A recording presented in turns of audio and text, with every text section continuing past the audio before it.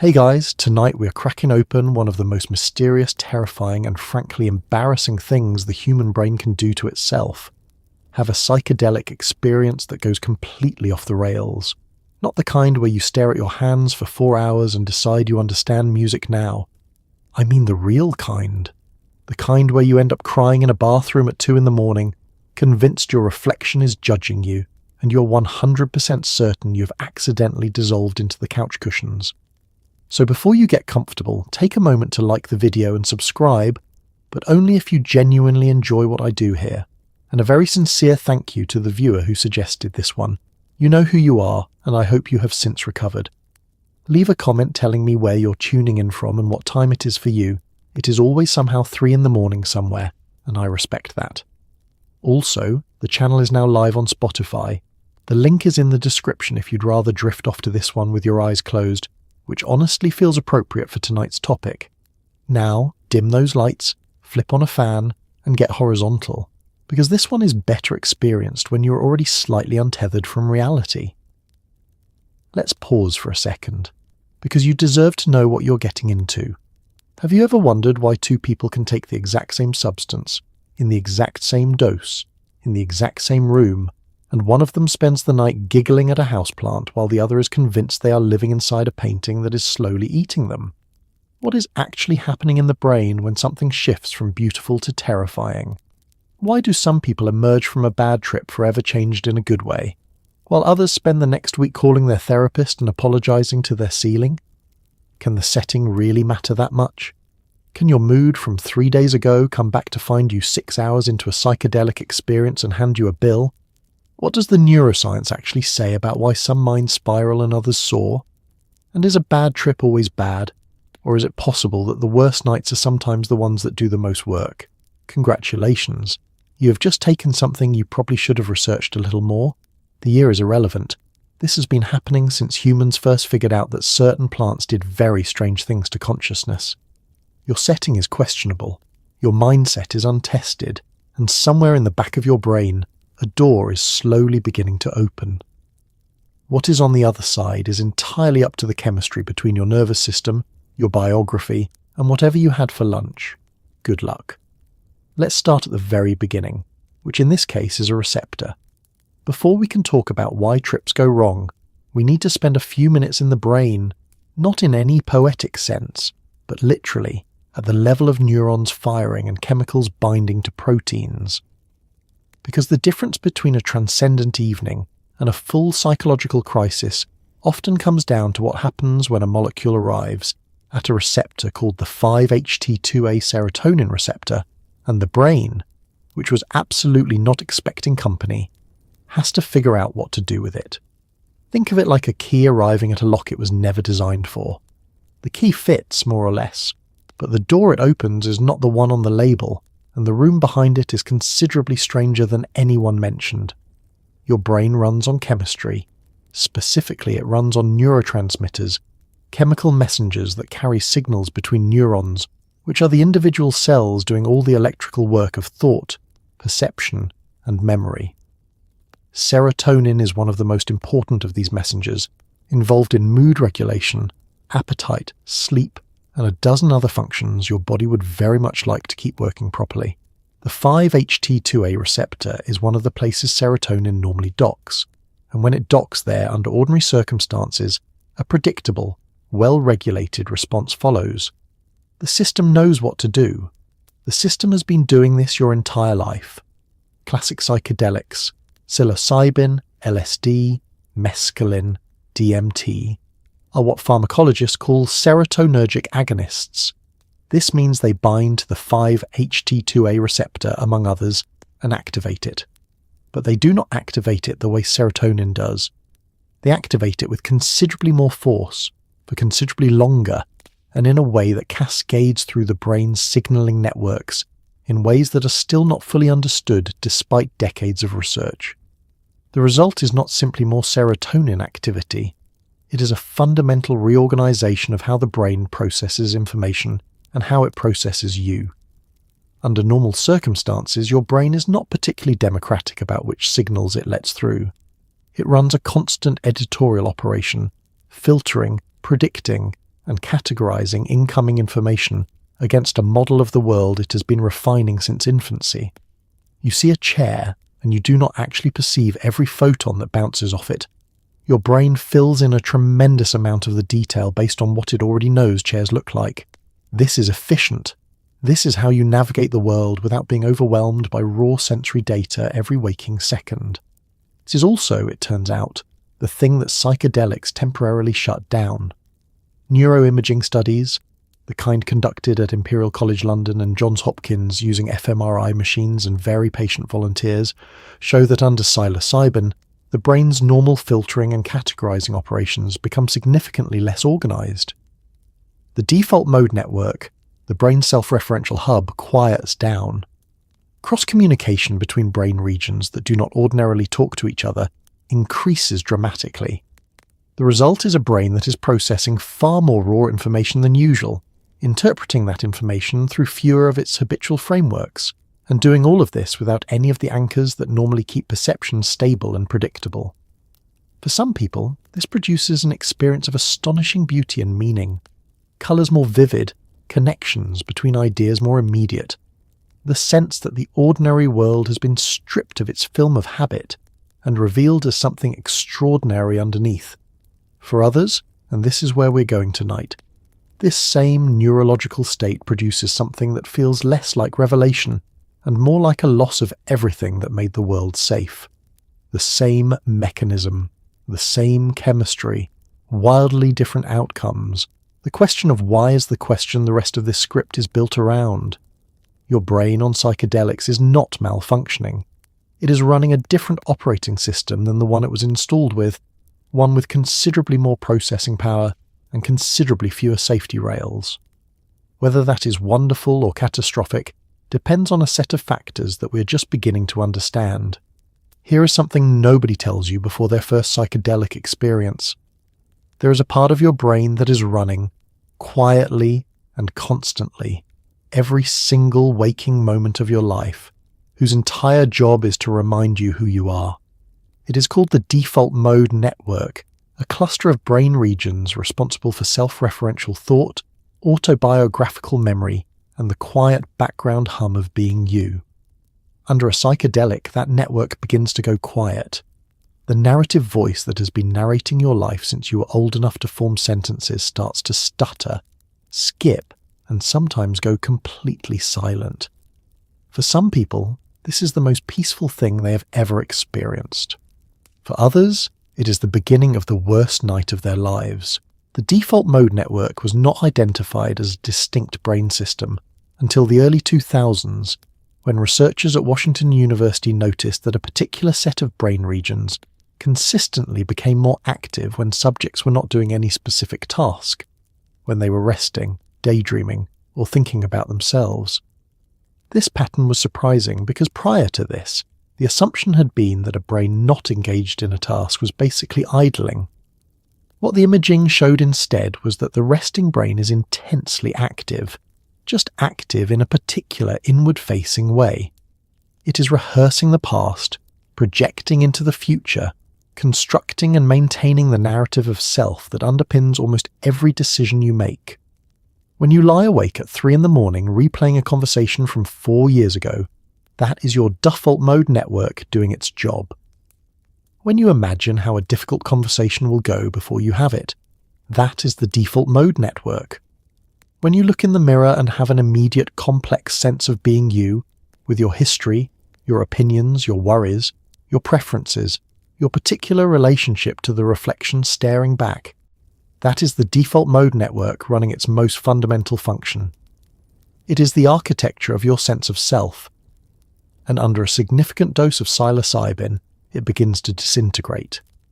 In neuroimaging studies using psilocybin, the default mode network shows a dramatic decrease in coordinated activity.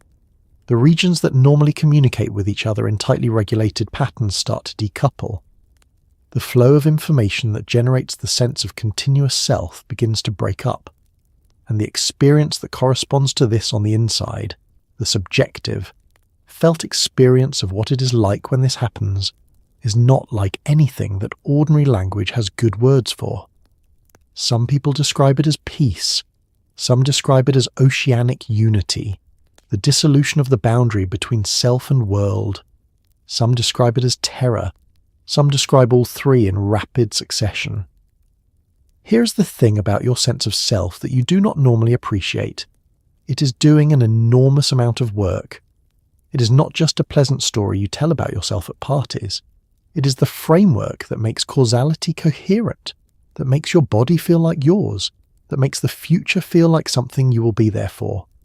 Take it away, even temporarily, even chemically, and the brain does not respond by feeling light and free.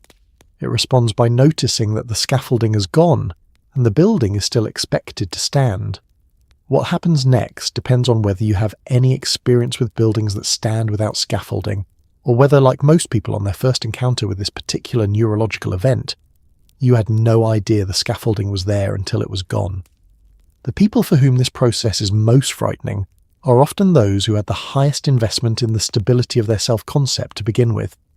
Not in any negative sense, simply that the more thoroughly you have organised your life around a particular story of who you are, the more disorienting its absence becomes. The good news, which is also the strange news, is that the network reassembles.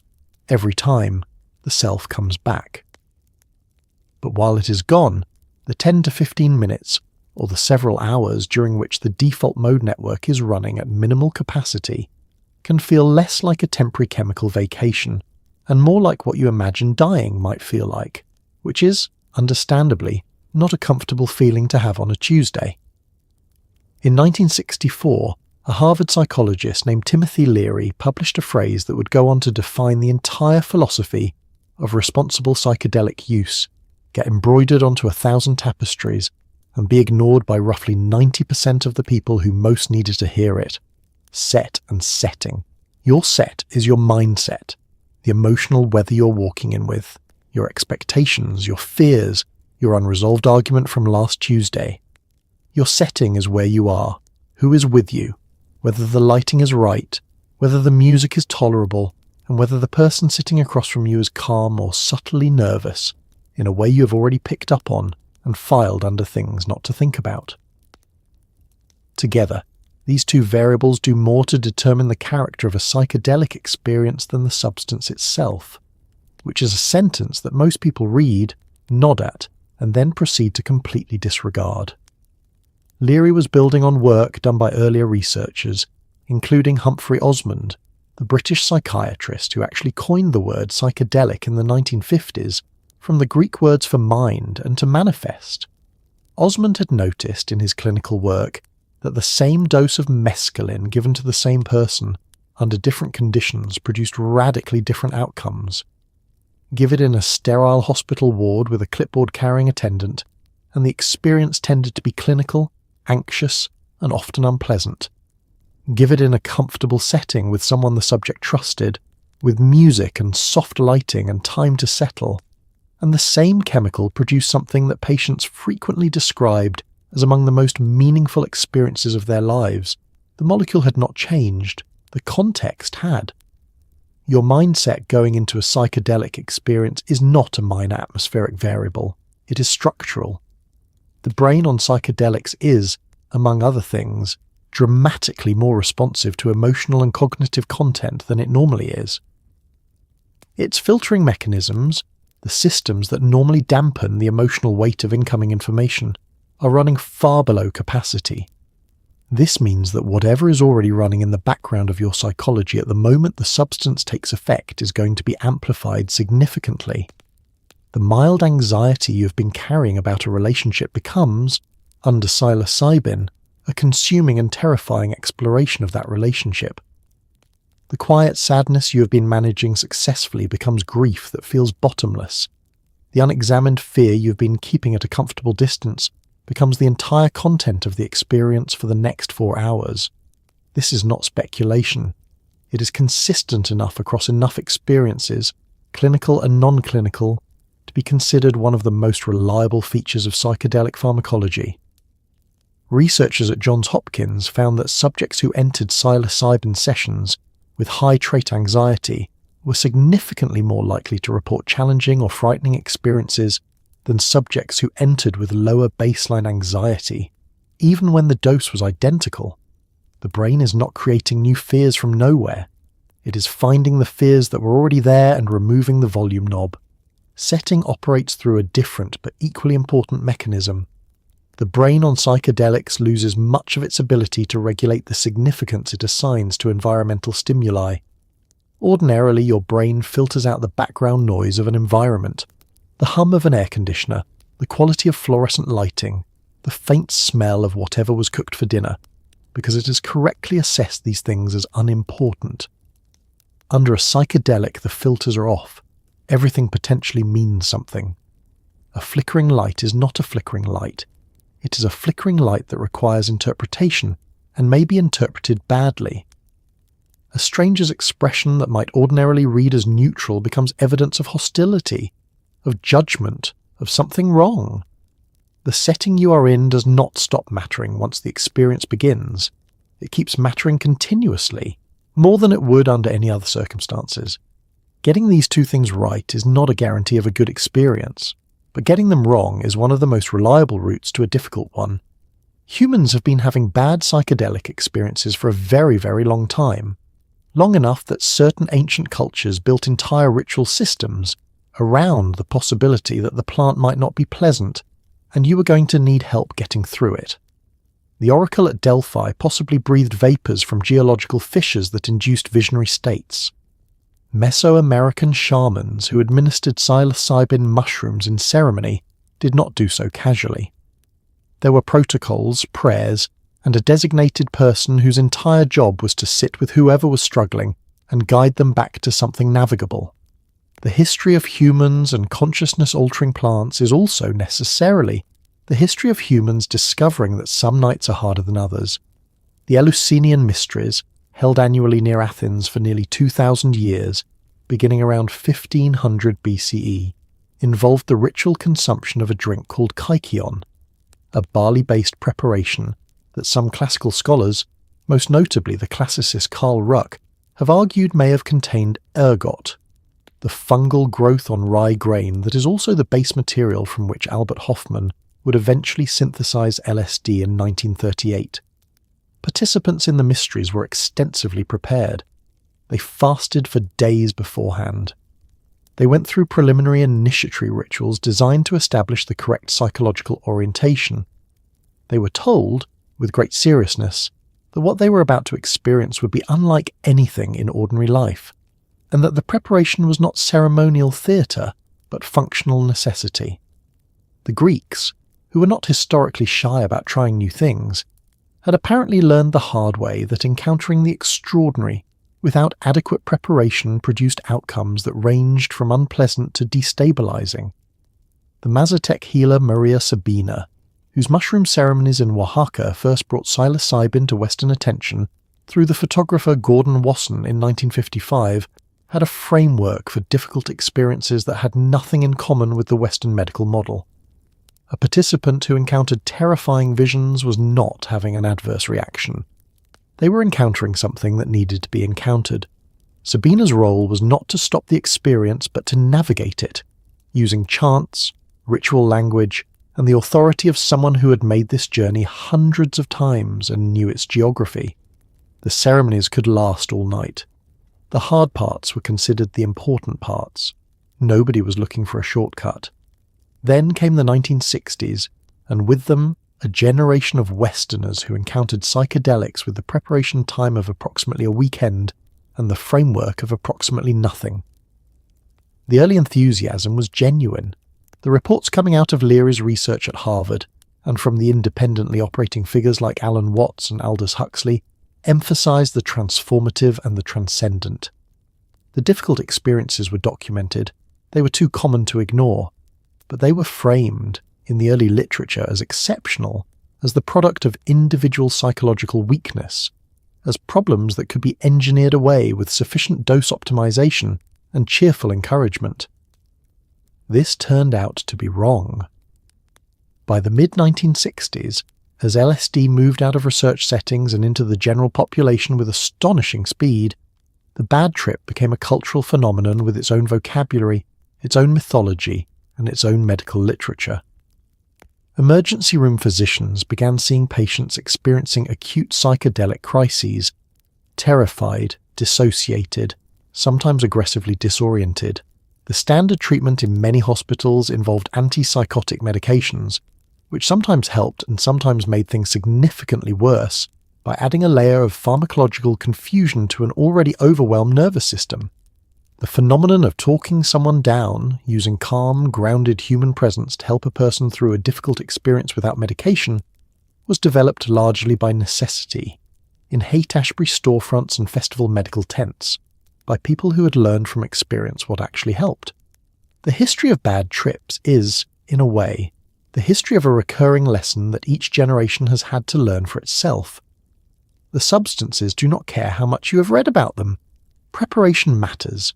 Context matters. The people who knew this oldest built their entire ceremonial systems around it. The people who learned it newest did so in emergency rooms. The gap between those two outcomes is, at its core, a gap in respect for the substances, for the process, and for the simple fact that the human brain, under certain chemical conditions, is operating with considerably less of its normal protection than it thinks it is. Of all the classic psychedelics, psilocybin mushrooms have a reputation for being the gentle ones, earthy, emotional, and connected to nature in a way that feels less chemical and more organic, and for many people, that reputation holds. But psilocybin also has a particular talent for going directly after the things you have been avoiding thinking about. It finds the filing cabinet in the back of your brain labeled "Do Not Open," and it opens it. Not cruelly exactly, but with the complete disregard for your comfort that a very honest friend might bring to a conversation you've been postponing for 3 years. The mushroom is not malicious. It's just indifferent to the defenses you have spent considerable psychological energy constructing, which amounts to roughly the same experience from the inside. Psilocybin is converted in the body to psilocin, the active compound that does the actual neurological work. The experience typically begins between 20 and 40 minutes after ingestion, a window that is long enough to produce significant anticipatory anxiety for people already nervous about what is coming, and short enough to arrive before they have properly settled into whatever coping strategy they have assembled. The onset is gradual but unmistakable. A slight brightening of colours, a quality of attention that is more vivid than ordinary wakefulness, the first hints of pattern movement in surfaces that were stationary a moment ago. Then comes the emotional content, and here is where psilocybin differentiates itself from other psychedelics in ways that are consistent enough to be genuinely characteristic. LSD tends to be more cognitive, more associated with racing thoughts, conceptual spirals, intellectual stimulation that can become overwhelming. Mescaline tends to be more visual, more about what is seen than what is felt. Psilocybin, perhaps because of its particular affinity for the emotional processing regions of the brain, tends to be more directly, sometimes brutally, emotional. The grief you have been managing very successfully for 18 months by staying busy arrives and sits down and waits. The relationship you have been telling yourself is fine turns out, under this particular biochemical examination, to be something you should probably look at more carefully. The self-criticism you have been running at a manageable volume since approximately age 12 turns itself up. This emotional directness is also what makes psilocybin so promising as a therapeutic tool. The same property that causes a recreational experience to become overwhelming is the property that allows it to break through the psychological resistance that keeps people stuck in depression, addiction, and post-traumatic patterns. The mushroom does not distinguish between helpful emotional excavation and the kind that arrives without a therapeutic container to hold it. It simply excavates. At higher doses, above 4 or 5 grams of dried mushroom for most people, the experience moves into territory that is no longer primarily emotional in any ordinary sense. The visuals become architectural, consuming, and sometimes terrifying. Objects dissolve into patterns. The boundary between the person and the environment becomes genuinely unclear.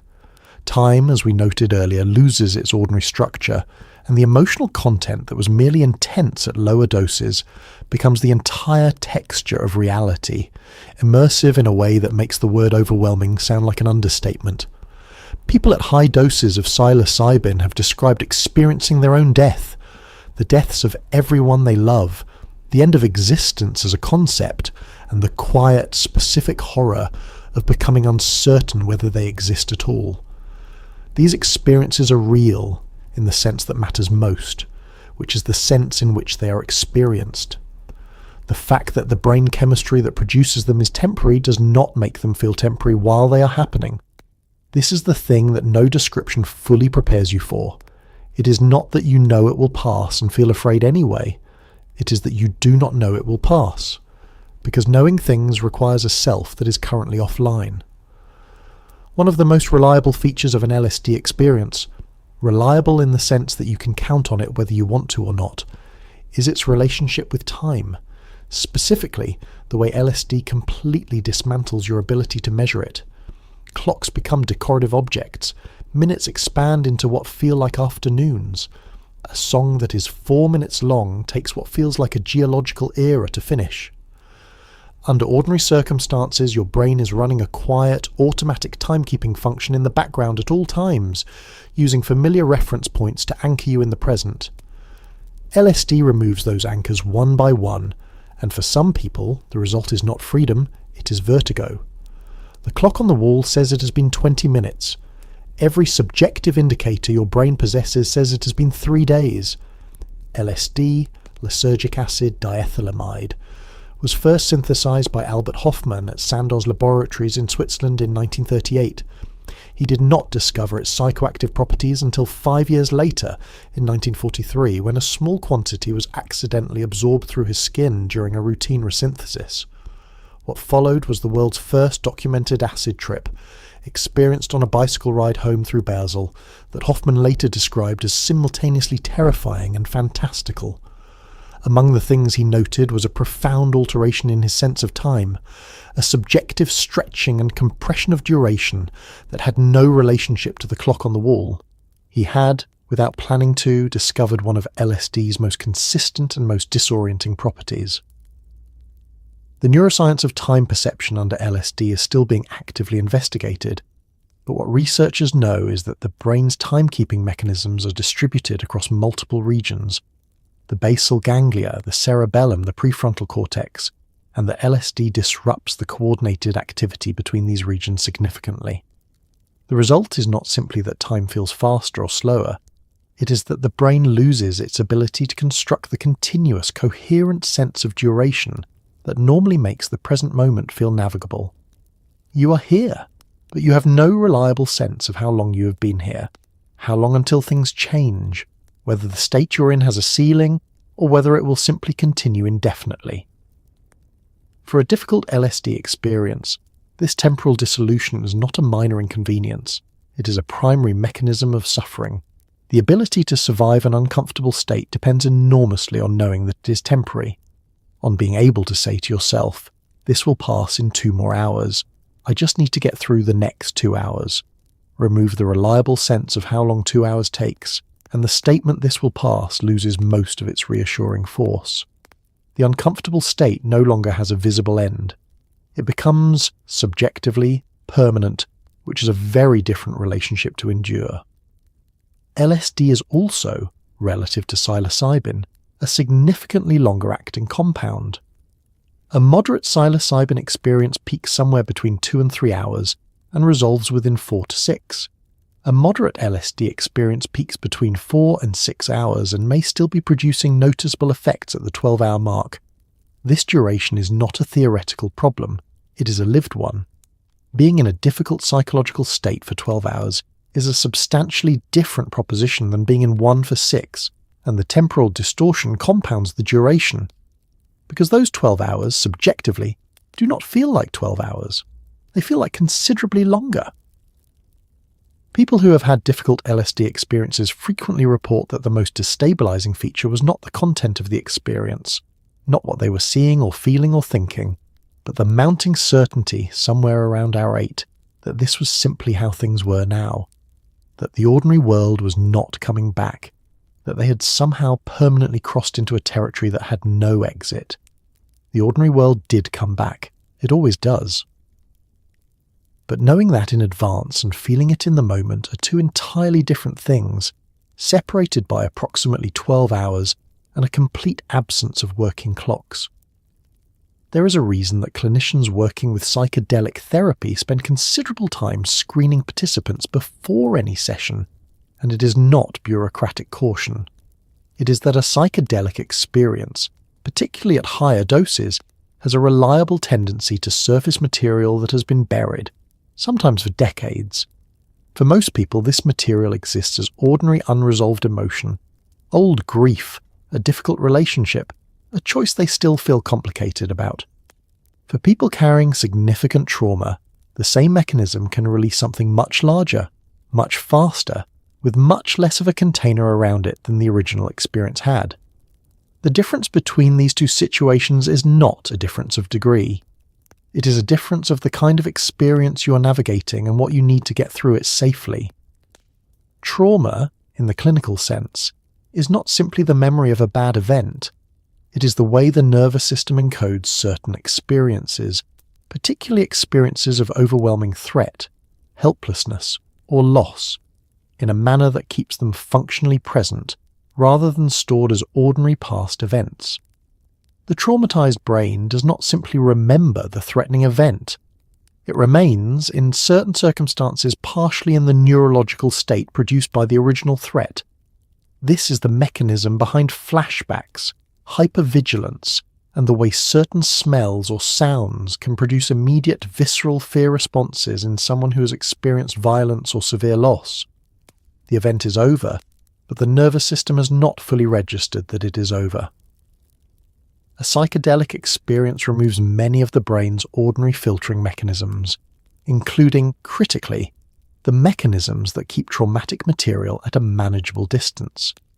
For someone in trauma therapy, working with a skilled clinician within a carefully designed therapeutic container, this can be exactly what enables healing. The traumatic material surfaces under conditions in which it can be processed differently, without the ordinary defensive reactions that keep it inaccessible, with the brain in a state of neuroplastic openness that allows new meaning to be made of old experience.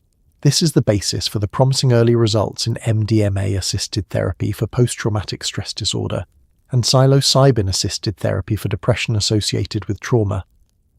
But for someone who takes a psychedelic recreationally, with no therapeutic container, no trained support, and no preparation for what might surface, the same mechanism produces a very different outcome.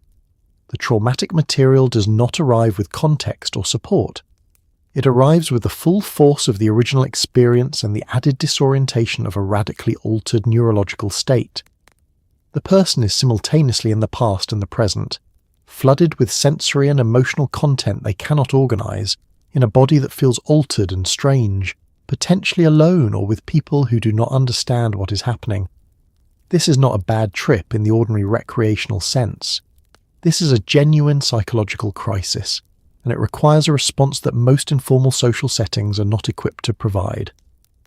The clinical literature is consistent on this point.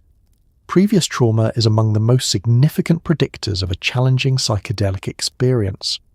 This does not mean that people with trauma histories should never work with psychedelics. The clinical data suggests quite the opposite, that with appropriate preparation and support, these individuals may benefit most. What it means is that the variable of personal history is not a background detail. It is one of the central factors that determines what a psychedelic experience will encounter on its way through the mind. The filing cabinet labeled "Do Not Open" is filed there for a reason. A psychedelic does not read the label. What happens after it opens depends almost entirely on whether there is someone in the room who knows how to help put things back in a useful order, or whether the person opening it is alone in an apartment, 3 grams in, with nobody who knows they're there. Ego death is one of those phrases that sounds almost appealing in a philosophical context. The dissolution of the self, the temporary release from the prison of individual identity. Mystics have pursued variations of this experience for centuries. Meditators spend decades working towards states that even approximate its edges. And then someone takes 4 grams of dried mushrooms on a Tuesday in their apartment and discovers, 6 hours in, that ego death is not a metaphor and it is not peaceful, and it is not anything like what they expected, because the ego does not go quietly, and its absence is not a relief. It is a free fall with no visible ground beneath it. The brochure, it turns out, left out some significant details. The word ego, in the way it is used here, does not refer to arrogance or self-importance in the colloquial sense. It refers, in the Freudian framework and in the way it has been adopted by the psychedelic literature, to the organizing structure of self, the function of the mind that maintains the distinction between the self and the world, between what is inside and what is outside, between what is me and what is not me. This distinction is so fundamental, so thoroughly embedded in everything you have ever experienced, that it is almost impossible to understand from the inside as a distinction rather than simply as reality. You're not experiencing yourself as distinct from the world. You simply are distinct from the world. This is the water the ego swims in, and it is invisible as water precisely because it is constant. Psychedelics, at sufficient doses, make it visible by making it absent. The processes that maintain the self-world boundary, the continuous, rapid, automatic categorization of incoming information as me or not me, inside or outside, threat or background, begin to slow, stutter, and in some cases stop. And what the person experiences in the absence of those processes is not simply the world without a self in it. It is the world without a self in it, which their remaining cognitive functions are desperately attempting to interpret using a framework that requires a self in order to function. It is, neurologically, somewhat like trying to run a program after the operating system has crashed. The program is still trying to execute, but it does not have what it needs, and the output it produces is not coherent. The subjective experience of this, at its more intense manifestations, tends to share certain features across very different people and very different substances. There is often a period of intense disorientation in which the person understands something has changed radically, but cannot identify themselves as a person to whom something is happening. There is frequently what gets described as a sensation of dying, not the fear of death, but what feels like the active process of ceasing to exist. There is sometimes a quality of infinite regression, the sense of observing the observer, trailing back into a darkness that has no origin. And there is, in many accounts, a moment in which this stops being terrifying and becomes something else entirely, something that people reach for words like peace or vastness or unity to describe, because ordinary language was not built to contain it. But that moment, the one where ego death becomes transcendent rather than terrifying, is not guaranteed, and it is not early. It tends to arrive on the other side of the fear, and for the significant proportion of people who never get to the other side of the fear, who spend the entire ego death phase in the terror of dissolution rather than the peace of it, the experience is not transformative in any way they would choose. It is simply the worst thing that has ever happened to them, happening in their living room, with no way to call it off and no visible timeline for when it will end. The mystics who pursued this state as a spiritual goal had one significant advantage over the person who arrived here by accident on a Tuesday. They wanted to be here. They had been preparing for years. They had a framework that told them what this was and what it meant. They had in many cases a community and a teacher. The person on the couch at 3 a.m. has none of these things, and the difference turns out to be enormous. Cannabis does not belong in the same pharmacological category as psilocybin or LSD, and for most people, most of the time, it does not produce anything resembling a full psychedelic experience. But for a meaningful number of people, particularly those new to it, those who have consumed significantly more than they intended, or those who have encountered the high-potency concentrates that have become increasingly common, cannabis can and does produce experiences that are functionally indistinguishable from the early stages of a difficult psychedelic trip, complete with paranoia, temporal distortion, dissociation, and a profound conviction that something has gone permanently wrong. The surprise is part of what makes these experiences so destabilizing. Nobody warned you that a product legally available at a well-lit dispensary could, under the right combination of circumstances, produce an experience that sends you to sit on the bathroom floor questioning whether linear time is real. The active compound in cannabis, THC, works primarily on the endocannabinoid system, a network of receptors distributed throughout the brain and body that regulates, among other things, mood, appetite, pain, and memory. At the doses delivered by ordinary moderate use, THC produces effects that most users find manageable and familiar: mild euphoria, altered sensory perception, increased appetite, relaxed inhibitions, some degree of time distortion. These are the effects that the cultural image of cannabis use is built around. They are real and they are consistent. They are also not the ceiling. At high doses that can be achieved very easily with modern concentrates, with edibles whose effects are delayed and therefore systematically underestimated, or with someone who is new to cannabis and has no baseline tolerance, THC can produce a qualitatively different experience. The temporal distortion that was mild becomes profound. The mild paranoia that some users experience at ordinary doses becomes consuming, a full elaborated conviction that something is deeply wrong, that the people nearby know that there are consequences coming.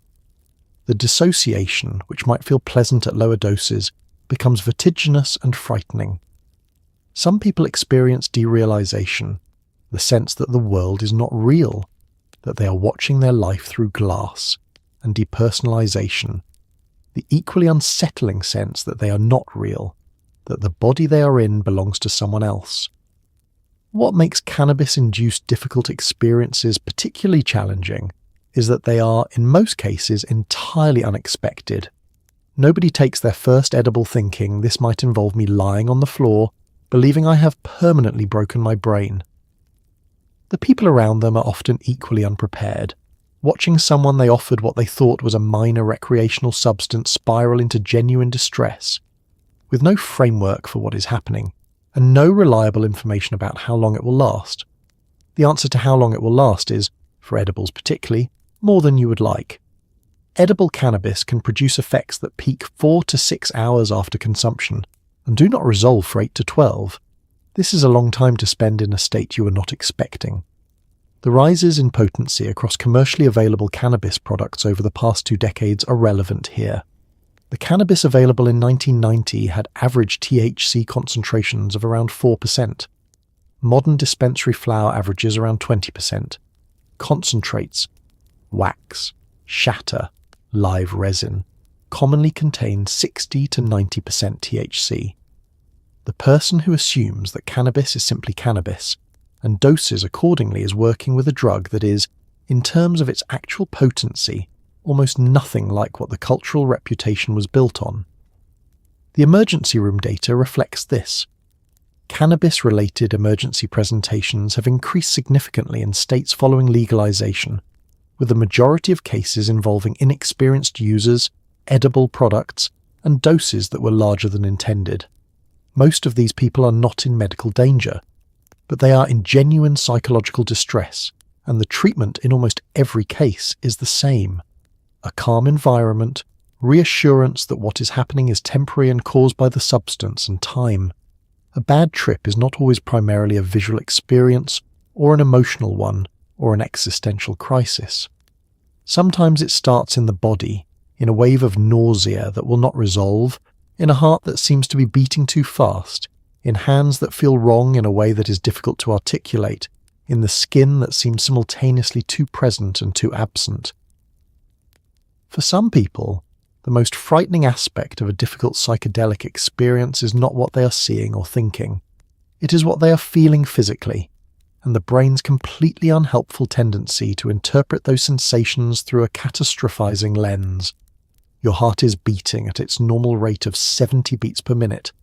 Your brain, which has temporarily lost much of its capacity for calm rational assessment, has decided that this is alarming. The disagreement between these two positions is not quickly resolved. Psychedelics produce a range of physical sensations that, under ordinary circumstances, would be entirely unremarkable, but under altered neurological states become vivid, unfamiliar, and easily misinterpreted.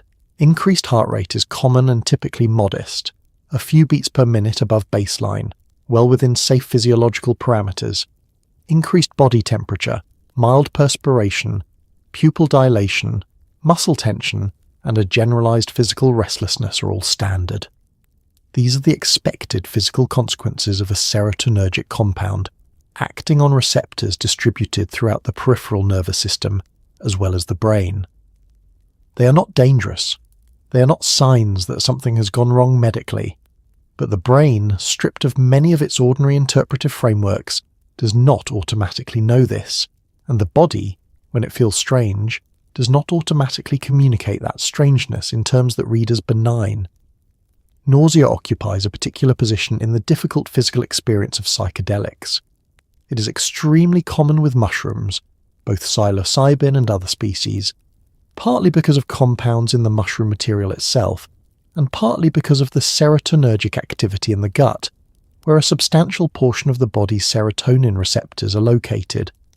For most people, the nausea associated with mushroom ingestion is mild and passes within the first hour. For some people, it does not pass, and the combination of nausea that will not resolve, a body that feels profoundly strange, and a mind that is simultaneously less capable than usual of the rational reassurance that nothing is wrong, is a genuinely miserable combination. The person is physically uncomfortable and has lost access to the cognitive tools that would normally allow them to assess that discomfort as manageable. Then there is the phenomenon sometimes called body load, a general sense of physical heaviness, discomfort or strangeness that some people experience throughout a psychedelic session, and that does not correspond to any specific measurable physical change. It is not pain exactly. It is more like the sensation of inhabiting a body that does not feel entirely familiar, a mild version of the dissociation from physical self that at its more intense manifestations becomes the basis for very frightening experiences. For people who are already anxious about their physical health, who have health anxiety or a history of panic attacks, this physical strangeness is not easily categorized as not dangerous. It is experienced as evidence. The brain, looking for an explanation for why the body feels this way, proposes explanations that are not calming. The heart is beating like this because something is wrong. The hands feel this way because something is happening. The fact that these proposals are chemically generated rather than accurate does not reduce their subjective force. The most important thing to understand about the physical dimension of a difficult psychedelic experience is that it is a feedback loop. The strange sensation produces anxiety. The anxiety produces physiological arousal, increased heart rate, increased muscle tension, increased nausea, and the increased physiological arousal is interpreted by the already anxious brain as further evidence that something is wrong. Each iteration of the loop adds intensity. Knowing this loop exists, knowing that the physical sensations are the product of the substance and the anxiety response, not of actual medical emergency, is one of the most useful things a person can know before taking a psychedelic. It does not make the sensations comfortable, but it makes them interpretable, and interpretable in this context is most of the way to manageable. Ask someone to describe a bad trip, and they will usually lead with the visuals, the distorted faces, the walls breathing in the wrong direction, the shadow that seemed to have intentions. But the single, most common feature of a difficult psychedelic experience, the one that appears across the widest range of substances and doses and settings, is paranoia, not the mild discomfort of wondering if someone at a party is judging your outfit. The kind of paranoia that builds on itself with the internal logic of a nightmare, each reassurance becoming new evidence, each friendly face suddenly suspicious, each ordinary sound in the next room suddenly meaningful in a way that cannot be good. The paranoia of a bad trip is not irrational in the way that the word irrational is usually used. It follows a logic. The logic is wrong, but it is internally consistent, and that consistency is part of what makes it so difficult to interrupt. Paranoia in the context of a psychedelic experience emerges from the intersection of several neurological changes happening simultaneously. The brain's threat detection systems, centered in the amygdala, the brain's alarm center, become more reactive under psychedelics, while the prefrontal cortex, which is normally responsible for rational assessment and the suppression of disproportionate threat responses, becomes less well connected and less effective. The result is a brain that is extremely good at identifying potential threats and extremely poor at evaluating whether those potential threats are actually threats. Every ambiguous stimulus goes in the threat column. Nothing gets reclassified. At the same time, the brain is running its pattern recognition systems at significantly elevated capacity. Pattern recognition is one of the things psychedelics are most consistently reported to enhance. The sense of connection between ideas, the perception of meaning in visual noise, the feeling that disparate things are related. Under ordinary circumstances, this enhanced pattern recognition produces experiences that are described as beautiful and insightful. Under circumstances of anxiety, it produces something different. It finds patterns in the behavior of the people around you. It connects the look on someone's face to the pause before their last sentence to the tone of their voice 3 exchanges ago and generates a conclusion. The conclusion is not favourable. The pattern it has found is the pattern of someone who knows something you do not, or who is angry in a way they are not showing, or who is waiting for you to do something wrong.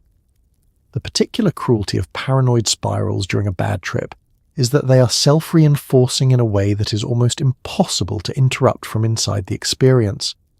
If you believe, at some level, that the people around you are not to be trusted, then their attempts to reassure you become data. Their calmness becomes suspicious. Their insistence that everything is fine becomes evidence that everything is not fine.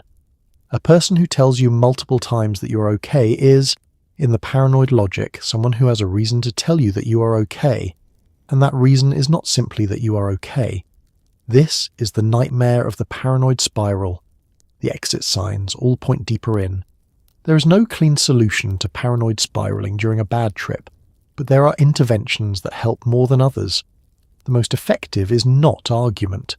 Trying to counter the paranoid logic with rational counter-evidence typically produces more material for the spiral to work with. What tends to help more is grounding, drawing the person's attention to immediate, concrete, verifiable sensory reality. The floor beneath your feet, the texture of the blanket in your hands, the sound of a specific, identifiable thing. Grounding anchors the nervous system in the present moment and bypasses the interpretive machinery that is generating the problem. It is not a cure, and it does not always work, but it is more likely to help than trying to win an argument with a brain that is currently very good at finding evidence for whatever it has already decided. Every serious psychedelic tradition in history has had a role for the person who is not taking the substance. The one who stays sober, stays present, and stays calm while someone else navigates the interior of their own mind. In Amazonian traditions, this is the curandero or ayahuasquero, who has spent years developing the skills to hold space for exactly the kind of unravelling that a powerful plant medicine can produce. In modern clinical settings, it is the trained therapist who sits in the room during a psilocybin session, not directing, not fixing, but present in a way that communicates safety. In informal recreational settings, it is ideally a trusted person with a good temperament, a glass of water, and the wisdom to know when to speak and when to say nothing at all. What all of these roles share is a set of qualities that turn out to be much harder to maintain than they sound in theory. The first quality, and the most underrated, is genuine calm. Not performed calm, not calm that is covering anxiety with a controlled exterior, but the actual settled quality of a nervous system that is not in crisis and knows it is not in crisis. People in altered states are extremely sensitive to the emotional state of the people around them. The social mirroring systems that allow us to read each other's emotional states under ordinary circumstances are, under psychedelics, running at high sensitivity with few inhibitory filters. A sitter who is secretly anxious, who is managing their own concern about what is happening, who is using the reassuring phrase, "everything is fine," as a way of convincing themselves as much as the person they are sitting with, this is perceptible. It does not read as reassurance. It reads as something to be anxious about. The second quality is the capacity for non-intervention. This is counterintuitive for most people in a helping role, and it is the quality most likely to be abandoned under pressure. When someone is in visible distress, crying, afraid, expressing confusion or terror, every social instinct presses toward intervention. Do something. Fix it. Stop the distress. But most psychedelic distress is not something that needs to be stopped. It is a process that needs to be moved through, and premature intervention particularly the kind that involves trying to talk someone out of what they are experiencing, distract them from it, or otherwise manage it into something more comfortable, tends to interrupt the process rather than resolve it. The materials surface because they need to be processed. The processing requires encountering them. A sitter who efficiently prevents the encounter is not helping. They are postponing. The traditional Amazonian healer navigates this tension through a framework in which the difficult experience is explicitly understood as meaningful, as medicine doing its work, as a confrontation with whatever needs to be confronted. The trained clinical therapist navigates it through specific training in how to remain present with distress, without becoming either dismissive of it or consumed by it. The informal sitter in a recreational setting has to navigate it with much less preparation, and the results are correspondingly more variable.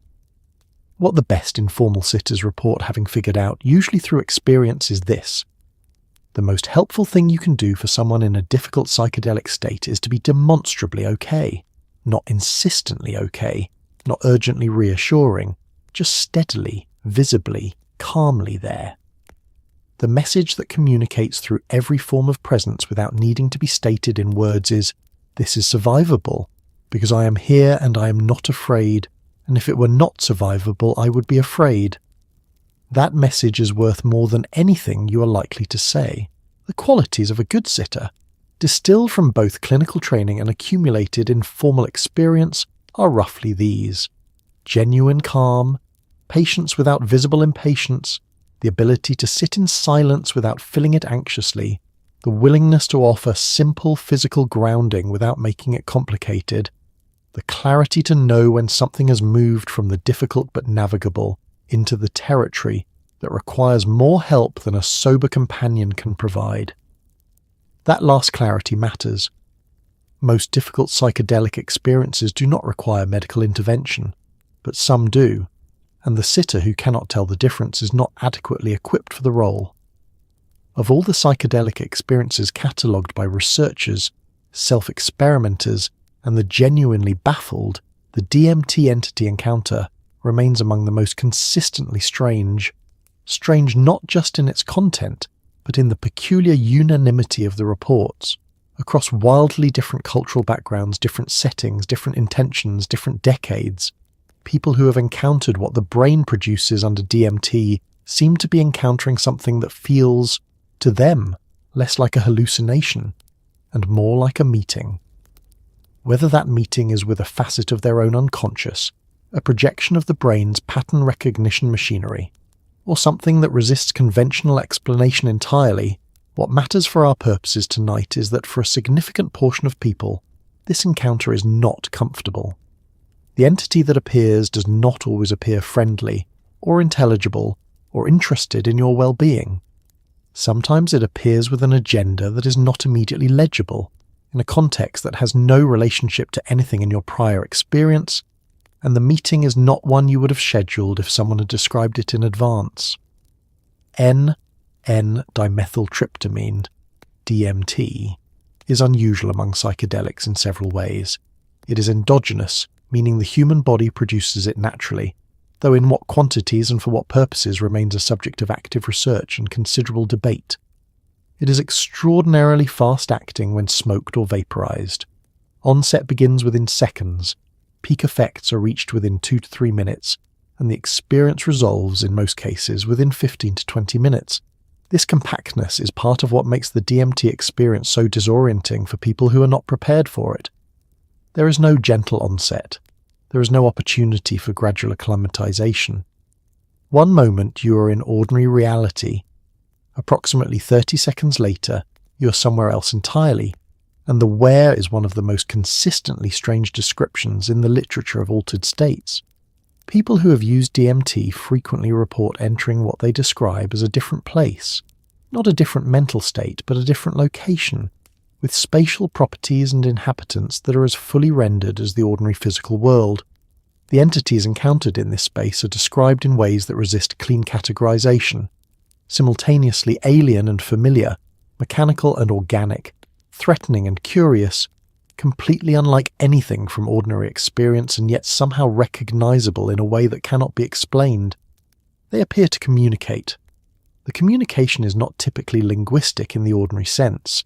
It does not arrive as words, usually, but as direct transmissions of meaning or emotion or information that the person tries to translate into language after returning to ordinary consciousness and finds inadequate to the task. For the people for whom this is frightening, the fear tends to take specific forms. The entities are perceived as hostile or intrusive. The sense of being in a different place reads as abduction rather than travel. The communication feels coercive, or the content of it is disturbing, conveying information about mortality or meaninglessness, or the nature of the self that the person was not ready to receive. The 15 to 20 minute duration of the experience, which sounds like a mercy in the abstract, is not experienced as brief. It is experienced as complete, and what happens in it is as fully real, subjectively, as anything that has ever happened to the person having it. Coming back, which happens automatically, without effort, as the compound metabolizes, does not always immediately resolve the experience. The integration of what was encountered, or what felt like an encounter, can take considerably longer than the 15 minutes the compound required to deliver it. The particular challenge of the DMT experience for the framework of bad trips is that it does not map neatly onto the emotional content or the cognitive spiral that produces difficulty in psilocybin or LSD experiences. It is not primarily about your own psychology, or your unresolved material, or your fears about yourself. It is about encountering something that appears to be genuinely external to the self, something the mind generates but does not recognize as its own, and navigating that encounter with essentially no preparation and no context. The researcher Rick Strassman, who conducted the first federally approved clinical study of DMT in the 1990s at the University of New Mexico, found that a substantial portion of participants encountered what they described as entities, and that a meaningful number of those encounters were frightening. The volunteers were carefully screened, medically monitored, lying in a comfortable clinical setting. The entities did not care. Ketamine occupies a strange position in the pharmacological landscape. It is simultaneously a legitimate anesthetic used in emergency medicine, a legally prescribed treatment for depression, and a recreational substance with a devoted following and an occasionally terrifying ceiling. The so-called K-hole, the state of profound dissociation that high doses produce, is often described by those who have experienced it voluntarily as one of the most unusual states of consciousness achievable by any means. It is also, for those who encounter it unprepared or at doses they were not expecting, one of the most disorienting and frightening experiences the human nervous system can produce without advance warning. The difference between a K-hole as an intended destination and a K-hole as an accidental arrival is approximately the difference between choosing to go underwater and discovering unexpectedly that you are already there. Ketamine is an NMDA receptor antagonist. It works by blocking a specific type of glutamate receptor, which puts it in a different pharmacological class from the serotonergic psychedelics, like psilocybin and LSD. This different mechanism produces a different quality of altered state, one that is more dissociative than visionary in the traditional sense, more about the dissolution of the relationship between mind and body than about enhanced sensory perception or emotional excavation. At anesthetic doses used medically, it produces complete unconsciousness and amnesia. At sub-anesthetic recreational doses, the range in which most non-clinical use occurs, it produces a spectrum of experiences that range from mild floating euphoria to complete disconnection from the body, the environment, and any stable sense of self. The K-hole specifically refers to the high-dose end of this spectrum. The person in a K-hole is not unconscious exactly, but they are no longer present in any functional sense. The body is there, the brain is running, but the connection between the person, the experiencing subject, and any of the ordinary anchors of conscious experience has been severed. There is no reliable sense of embodiment. The body is not felt as a body, but as something external and possibly irrelevant. There is no reliable sense of location. There is no reliable sense of time. There is often no reliable sense of being a person at all. What remains, in the reports of people who have been through this and returned to ordinary consciousness with enough coherent memory to describe it, tends to be described in terms that gesture at something quite profound. A pure awareness without content, a void that is somehow not empty, a state of existence that precedes the categories that make ordinary existence intelligible. For the person who arrives at this state accidentally, who took more than they intended, who did not expect the substance to hit this hard, who is in a social setting and cannot lie down, who has no framework for what is happening, the experience is not profound. It is terrifying. The disconnection from the body, from location, from self is not experienced as freedom or vastness, but as the subjective correlate of something having gone catastrophically wrong. The brain, attempting to generate its usual narrative of self in world and finding no available materials, produces something that feels very much like what people describe when they describe near-death experiences: a departure, an irreversibility, a sense of leaving something behind that it will not be possible to return to. The particular challenge of ketamine dissociation, from a harm reduction perspective, is that its rapid onset at high doses, combined with its tendency to produce physical immobility and an inability to communicate, means that someone entering a K-hole cannot, in many cases, ask for help. They are present, but unreachable. The appropriate response from anyone around them is the same as for any unconscious or semi-conscious person. Ensure they are in a safe physical position. Do not leave them alone.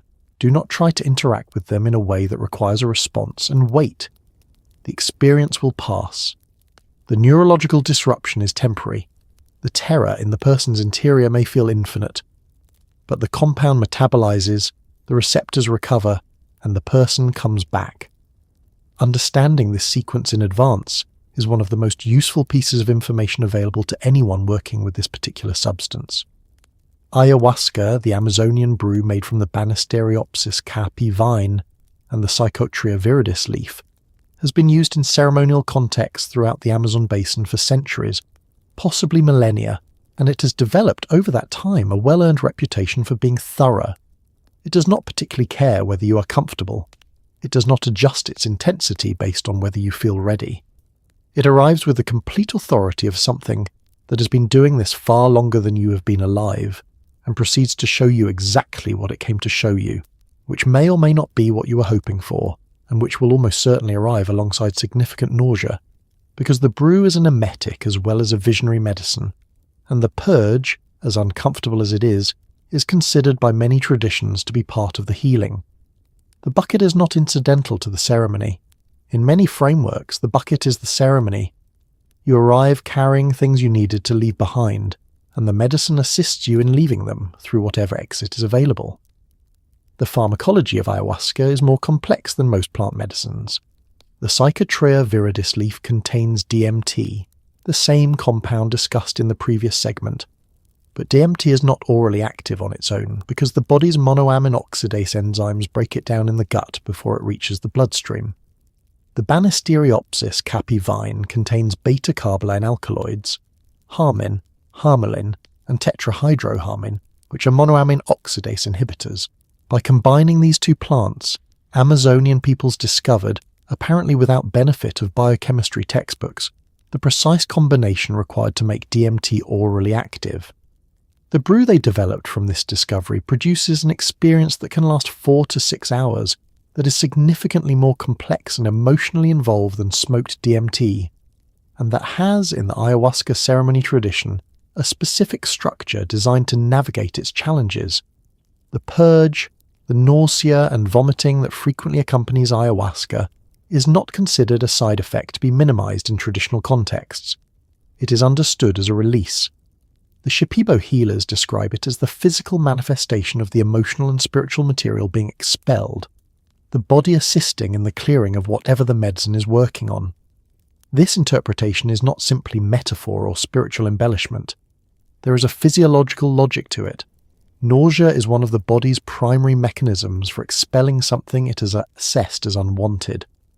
The fact that ayahuasca consistently produces this response, combined with the visionary content that frequently accompanies it, has led generations of healers to understand the two processes, the physical purge and the psychological encounter, as aspects of the same event. For the Westerner who encounters ayahuasca for the first time, often in a retreat context with a ceremony conducted by a trained facilitator, the purge is typically the first evidence that this is not a comfortable experience and that the preparation advice about diet and intention setting was not ceremonial theatre. The nausea tends to arrive early, before the full visionary content, and is frequently accompanied by a period of intense physical discomfort, heat, cold sweats, heaviness, the specific misery of wanting to vomit and not being able to, or vomiting and discovering that the nausea continues after. This is not, in most cases, medically dangerous. It is deeply unpleasant, and it is happening in a context in which the person is simultaneously beginning to enter an altered state, which means they are losing access to the rational reassurance that what is happening is normal and will pass. What makes the ayahuasca experience particularly challenging for the Western psychological framework is the specific content it tends to surface. Unlike psilocybin, which tends to work through the person's emotional material in ways that feel, at least partially familiar and personal, ayahuasca has a reputation for confrontations that are more cosmic in scope. Encounters with concepts of death, with the dissolution of individual identity against the backdrop of vast time, with the specific fears that the person has been most carefully managing and that are correspondingly most fully armoured. The ceremony context, the songs, the darkness, the presence of a trained facilitator provides a container for this content. Without that container, or with a facilitator who is not adequately trained, the container can fail. An ayahuasca without a functioning container is among the most challenging experiences available to the human nervous system. For most people, the effects of a psychedelic experience resolve completely within the expected time frame. The visuals fade, the cognitive distortions clear, and the ordinary world reasserts itself with the mild unreality of returning from a very long journey. For a small percentage of people, this is not what happens. Hallucinogen persisting perception disorder, HPPD, is a condition in which visual disturbances associated with psychedelic use persist well beyond the active experience, sometimes for months, sometimes for years, sometimes permanently. It is not common, but it is real, it is documented, and for the people who experience it, it is a genuinely disorienting way to live. With trails behind moving objects, visual snow, and halos around lights becoming permanent features of ordinary waking life. The trip in this scenario does not fully end. It simply gets quiet. Quiet enough to manage most days, but always there, in the periphery, in the quality of the light, in the way the edges of things refuse to stay entirely still. HPPD was recognized as a clinical entity in the 1960s, when psychiatrists began seeing patients who reported ongoing visual disturbances following LSD use that persisted long after the drug had metabolized. The first formal diagnostic criteria appeared in the Diagnostic and Statistical Manual of Mental Disorders in 1987. Two subtypes have since been identified. Type 1, which involves brief, involuntary recurrences of specific perceptual effects from a prior psychedelic experience, and Type 2, which involves chronic, continuous visual disturbances that are present to some degree at all times. Type 2 is the more clinically significant version, and the one most likely to cause significant functional impairment. The visual phenomena associated with HPPD are specific and consistent enough across patients to be genuinely diagnostic. Visual snow, a persistent grain or static in the visual field, like analog television noise, is the most commonly reported. Trails, in which moving objects leave persistent visual echo images behind them, are extremely common. After images that persist longer than normal, halos or starbursts around lights, the perception of movement in peripheral vision when nothing is moving, text appearing to swim or shift. These are not imaginary, and they are not the product of ongoing drug use or psychiatric illness. They are persistent alterations in the visual processing systems of the brain, most likely representing a failure of the normal mechanisms by which the visual cortex dampens and regulates neural excitability. The distress associated with HPPD comes from multiple sources. The visual disturbances themselves are in most cases mild enough that they do not substantially impair daily function. But they serve as a constant reminder of the psychedelic experience that preceded them, and for people who had a difficult trip, this reminder is not neutral. There is also the anxiety generated by the uncertainty, the not knowing whether this will resolve, whether it is getting worse, whether there is treatment, whether it represents the beginning of something more serious. The literature on HPPD treatment is thin because the condition is relatively rare and has been studied seriously only relatively recently. Cannabis and benzodiazepines are generally contraindicated, as they may worsen symptoms. Some patients have had improvement with medications that reduce neural excitability. Many have found that reduction of stress, avoidance of further psychedelic or stimulant use, and time are the most effective interventions available. The risk factors for HPPD are not fully characterized, but the existing data suggests that frequency of psychedelic use, personal or family history of anxiety or visual processing disorders, and the co-use of other substances, particularly cannabis and alcohol, during or after psychedelic use all appear to be relevant. It is also notable that HPPD does not appear to be exclusively dose-dependent. There are documented cases of HPPD following a single psychedelic experience, including a first experience. The person who takes a moderate dose of LSD once, under circumstances that produce a difficult trip, and then notices for the following 3 months that moving objects leave trails, this person is not outside the documented case range. This is not mentioned to frighten, but because knowing the possibility exists is part of what informed consent, in a context where psychedelics are used, genuinely requires. Here is something that seems counterintuitive until it doesn't. In the clinical psilocybin trials currently running at institutions including Johns Hopkins, NYU and Imperial College London, researchers do not try to prevent difficult experiences. They prepare participants for them. They explain that the most therapeutically significant outcomes have often been associated with the most challenging sessions. The moments when the participant encountered something painful, frightening, or profoundly disorienting, moved through it rather than away from it, and emerged on the other side having processed something they had been carrying for years. The difficult trip in this framework is not a failure of the protocol. It is in many cases exactly the point. The fact that this is a sentence that needs to be said carefully, to people who have been carefully prepared and are sitting in a medical facility, with a therapist present and an emergency reversal agent available, is itself an important piece of context. The therapeutic hypothesis underlying psilocybin research draws on several lines of evidence. Neuroplasticity studies have shown that psilocybin produces a significant and time-limited increase in the brain's structural and functional plasticity, its openness to change. This window of heightened plasticity, which appears to last for days to weeks after a psilocybin session, is understood as the biological basis for the therapeutic effects observed. The brain is, briefly, more malleable, more capable of reorganizing its habitual patterns, more available for the kind of learning that allows old thought and behavioral patterns to be updated. But neuroplasticity alone is not the mechanism. The content of what happens during the session matters.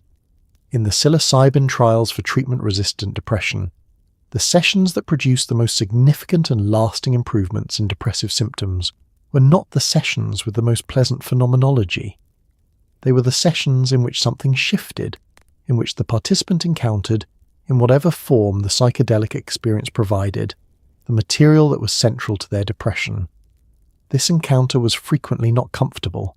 Participants in these studies frequently described sessions that involved intense grief, fear, or confrontation with aspects of themselves they had been successfully avoiding. The shift, the therapeutic movement, happened not despite this difficulty but through it. The therapeutic framework that clinical researchers have developed for holding this kind of experience is designed specifically to allow difficulty without abandoning it prematurely. Therapists in these trials are trained to remain present with distress, to encourage the participant to stay with difficult material rather than running from it, and to offer grounding only when the distress appears to be moving in a direction that is no longer productive, that is becoming stuck rather than moving through. The music played during sessions is specifically composed to support emotional processing, including the processing of difficult emotions.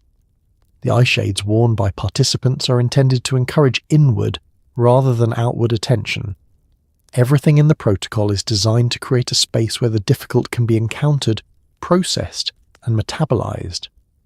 This is the clinical formalization of wisdom that was available in indigenous ceremonial frameworks for centuries.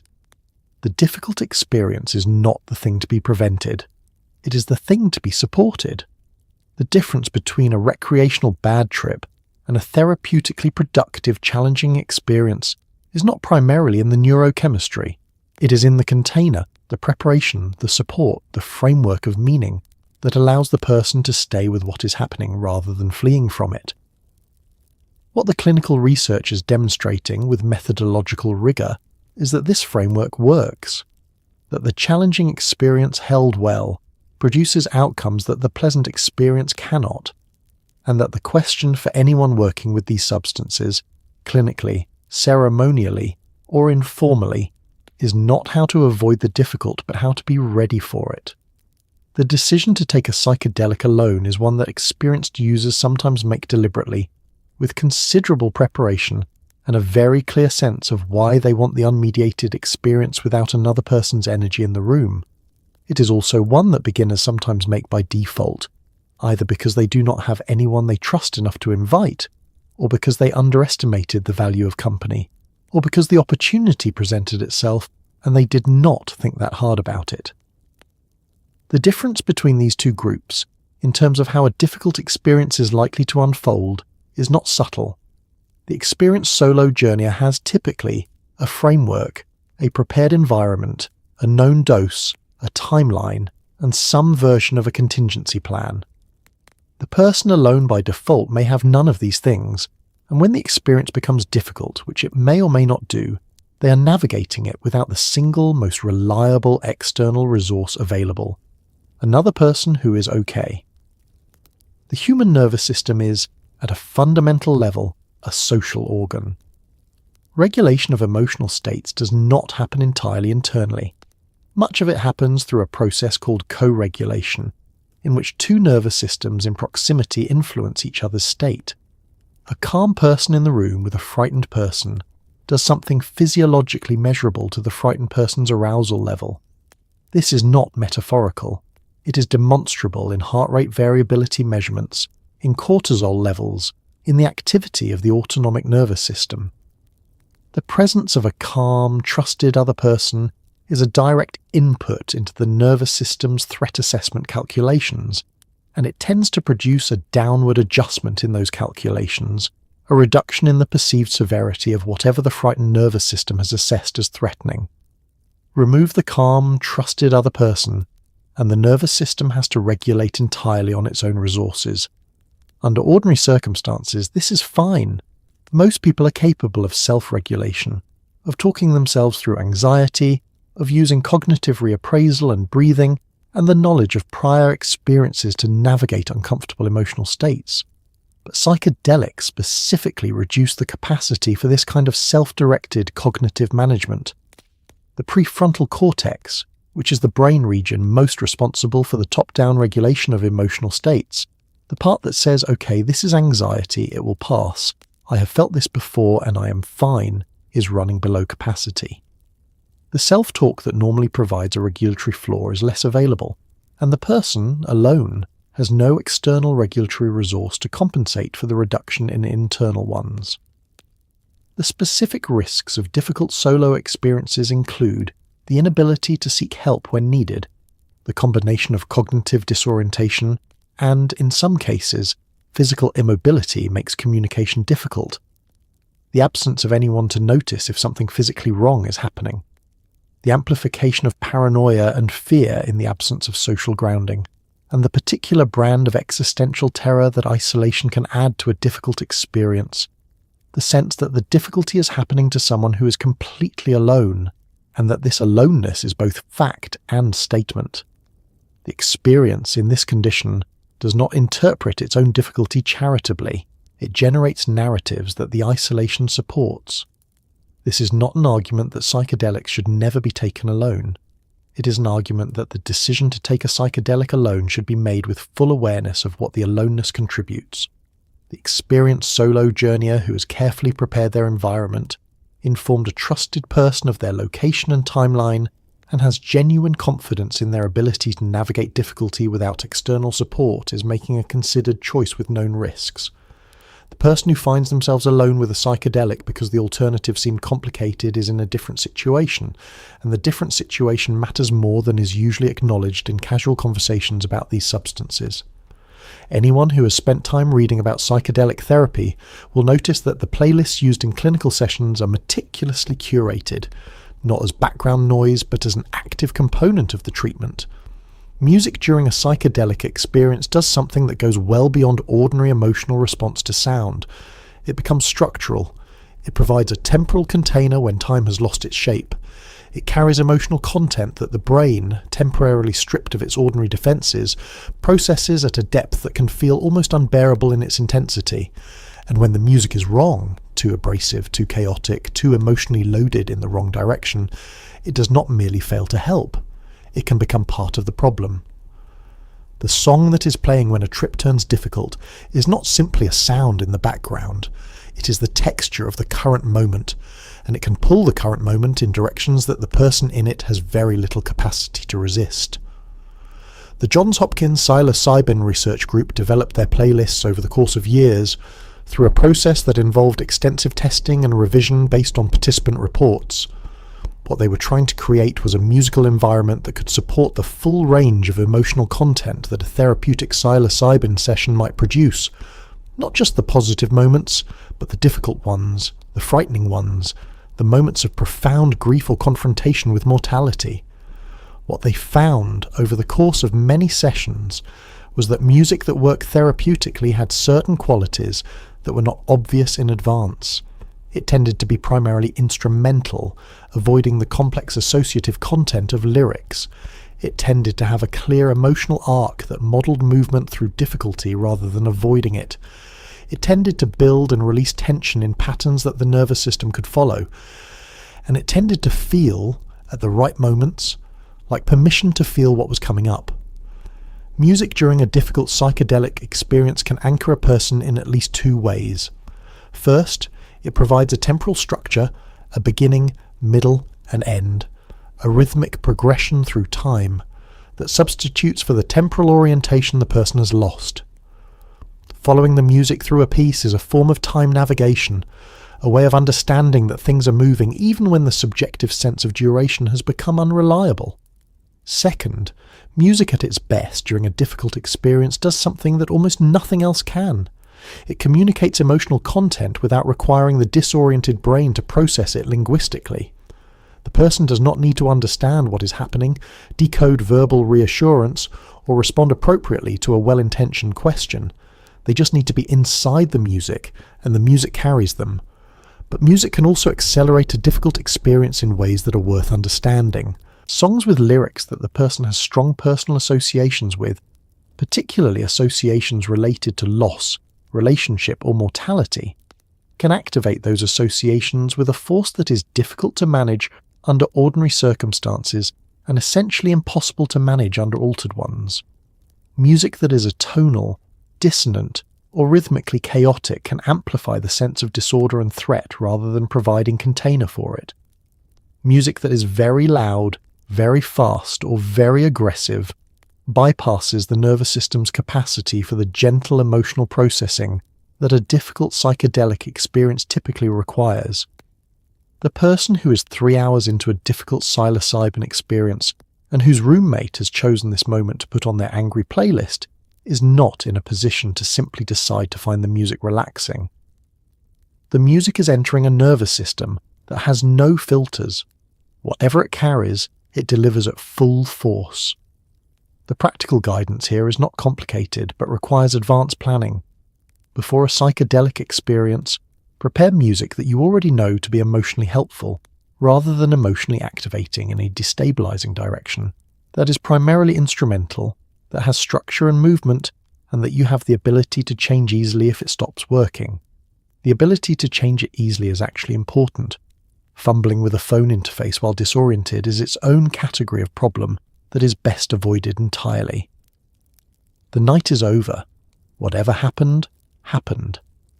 The lights are back to their ordinary brightness, the walls are behaving normally, and you're sitting somewhere with a cup of tea and the specific exhausted clarity that follows a psychologically intense experience. Your brain, which spent the last several hours in a state of radically altered neurochemistry, is now in the process of restoring its ordinary chemical balance. And this recovery process has its own phenomenology, its own risks, and its own strange gifts. The 24 to 72 hours following a difficult psychedelic experience are, depending on the person and the experience, either the beginning of integration or the beginning of a different kind of trouble. The fact that you feel more or less normal does not mean that the brain has returned entirely to its baseline. The neuroplasticity window opened by the experience is still open. The brain is still unusually malleable. What you do with that malleability in the days following a challenging experience matters considerably more than is usually recognized. The immediate aftermath of a psychedelic experience involves the brain restoring serotonin receptor sensitivity. Receptors that were activated intensely for the duration of the experience are now in a process of downregulation and recovery. This is the neurochemical basis for the tolerance that makes taking a psychedelic on consecutive days largely ineffective. The receptors have not yet recovered. For most people, this process produces what is colloquially called an afterglow, a period of unusual emotional openness, heightened sensitivity, and sometimes a quality of calm or clarity that persists for a day or two following the experience. This afterglow is the experiential correlate of the neuroplasticity window and is part of why the days following a psilocybin session in a therapeutic context are considered therapeutically significant in their own right. But following a difficult experience, the immediate aftermath does not always feel like an afterglow. There is frequently exhaustion, the kind that follows any prolonged emotional and physiological intensity. There can be a specific emotional rawness, a thinness of the usual psychological insulation that makes ordinary things feel more affecting than usual. Encountering music that is slightly sad can produce tears. Reading something difficult in the news can land with more weight than expected. This is not pathological. It is the brain in a state of heightened sensitivity, still in the neuroplasticity window, still not fully back behind its ordinary defenses. Managing this period well means managing the inputs, being gentle with yourself about what you expose the brain to in the days following an intense experience. The more serious risk in the aftermath of a genuinely difficult experience is the development of what clinicians call psychological destabilization, a state in which the disruption of the ordinary sense of self produced by the psychedelic has not fully resolved, in which the person is carrying material surfaced by the experience that they do not yet have the tools to integrate, and in which the ordinary structures of identity and worldview feel more fragile than they did before. This is not common following a single psychedelic experience, but it is more likely following a very high dose, a very traumatic personal history, or an experience that happened in a context with inadequate support. The treatment for it is not more psychedelics, or alcohol, or anything that alters neurochemistry further. It is integration, working with a therapist, talking with people who understand the experience, giving the brain the time and the gentle conditions it needs to metabolize what happened and construct a coherent relationship to it. The night is over. The work is just beginning. There is a concept in pharmacology called the placebo effect, and most people understand it as the phenomenon whereby a sugar pill produces real physiological change because the person taking it believes it will. But there is a lesser-known corollary that is far more relevant to the psychedelic context, and it goes roughly like this. Not only does expecting a medicine to help make it more likely to help, but expecting an experience to be terrifying makes it substantially more likely to be. The brain entering a psychedelic state is primed. Its interpretation of ambiguous stimuli, a shadow that could be threatening or benign, a physical sensation that could be concerning or just interesting, is heavily influenced by the narrative it walked in with. The person who sits down to take psilocybin having read 6 accounts of terrifying experiences and having told themselves repeatedly that this is probably going to go badly is not in the same position as the person who has prepared with care and approaches the experience with curiosity rather than dread. This is not motivational advice, it is a neurological fact, and understanding it changes how you prepare. The expectation effect in psychedelic research was documented formally through the work of Stanislav Grof, the Czech psychiatrist who conducted hundreds of LSD-assisted therapy sessions beginning in the 1950s and accumulating a dataset that no subsequent researcher has matched for sheer volume of documented experiences. Groff noted, early in his research, that the quality of preparation provided to participants before a session was one of the most robust predictors of the session's quality. Participants who were given accurate information about what to expect, who were helped to develop a psychological orientation of openness toward whatever arose, and who had established genuine trust with the therapist who would be present. These participants had, on average, significantly more productive and less frightening experiences than participants who were inadequately prepared, regardless of dose. The mechanism is not mysterious once you understand how the psychedelic brain processes incoming information. Under a psychedelic, the brain's usual editorial operation, the one that filters, categorizes, and assigns significance to incoming data, is running at reduced capacity. This means more raw information gets through, and the framework used to interpret that raw information is the one the person brought with them. The framework is the expectation. A person who enters the experience expecting beauty will interpret ambiguous stimuli through a lens of beauty. A person who enters expecting danger will interpret ambiguous stimuli through a lens of danger. The stimuli themselves, a shadow, a sudden sound, a visual distortion, are ambiguous. They do not come pre-labeled. The label is provided by the interpretive framework, and the interpretive framework is the expectation. This is why the preparation advice given in indigenous ceremonies and clinical research protocols, the attention to intention, to psychological orientation, to the explicit acknowledgement of what might arise and the development of a relationship to it before the experience begins, is not ceremonial decoration. It is functional. It is doing something neurologically meaningful. The person who has spent the days before a psychedelic experience clarifying their intention, preparing their set and setting, and developing a genuine willingness to encounter whatever arises, including the difficulty, is neurologically different from the person who took it on impulse at 10 o'clock at a party. The same compound, the same dose, wildly different outcomes. The expectation is not a minor variable. It is in many cases the primary variable. In the modern Western recreational context, a bad trip is generally understood as a malfunction, something that went wrong, something to be avoided, something that in retrospect the person wishes had not happened. This is not a universal interpretation.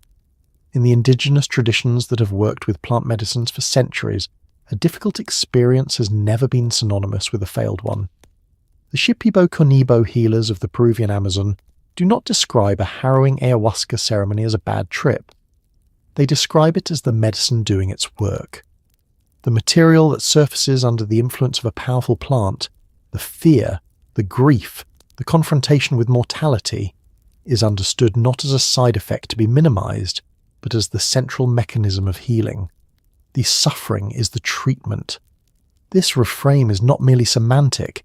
It produces a fundamentally different relationship to the experience while it is happening, and that different relationship changes what the experience does. In Mazatec ceremonial practice, the psilocybin mushroom velada is conducted at night, in darkness, with a healer who sings Icaros, healing songs, throughout the session. The darkness is deliberate. It removes the visual complexity of the environment and directs attention inward. The songs provide a continuous sonic container, a thread of human presence and intentional spiritual engagement that gives the person's nervous system something to follow even when the content of the experience becomes very difficult. The healer is not passive. They're actively working, navigating the energetic terrain of the ceremony and responding to what they perceive as arising for the participants. The framework in which they are doing this work has been developed over generations and has accumulated a practical wisdom about which difficulties can be moved through and which require specific intervention. The Tucano peoples of the Colombian Amazon who use yage, their name for what is more commonly called ayahuasca, in ritual contexts tied to cosmological teachings, describe difficult visions specifically in terms of the vision's content being what the person needed to see. If someone is shown death, they needed to understand death. If someone is shown their own failures, they needed to look at them clearly. The healer's role in a difficult ceremony is not to make the visions more comfortable, but to ensure that the person has the support they need to receive what is being shown without fleeing from it. This is a radically different intervention than the Western emergency room response of administering an antipsychotic to terminate the experience.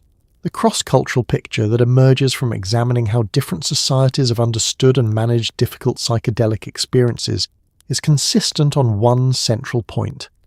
Every tradition that has worked seriously with these substances has developed a framework that allows the difficult experience to be encountered rather than avoided. The specifics of the framework differ enormously. The songs, the protocols, the cosmological meaning-making, the role of the healer, but the underlying principle is consistent. The difficult experience is not outside the expected range, it is inside it. It is part of what these substances do, and the tradition has developed the tools to navigate it. The modern Western context, which has mostly encountered these substances without their traditional frameworks, has had to develop these tools from scratch, often from the bottom up through harm reduction communities, clinical research, and the accumulated informal wisdom of people who figured things out by going through them.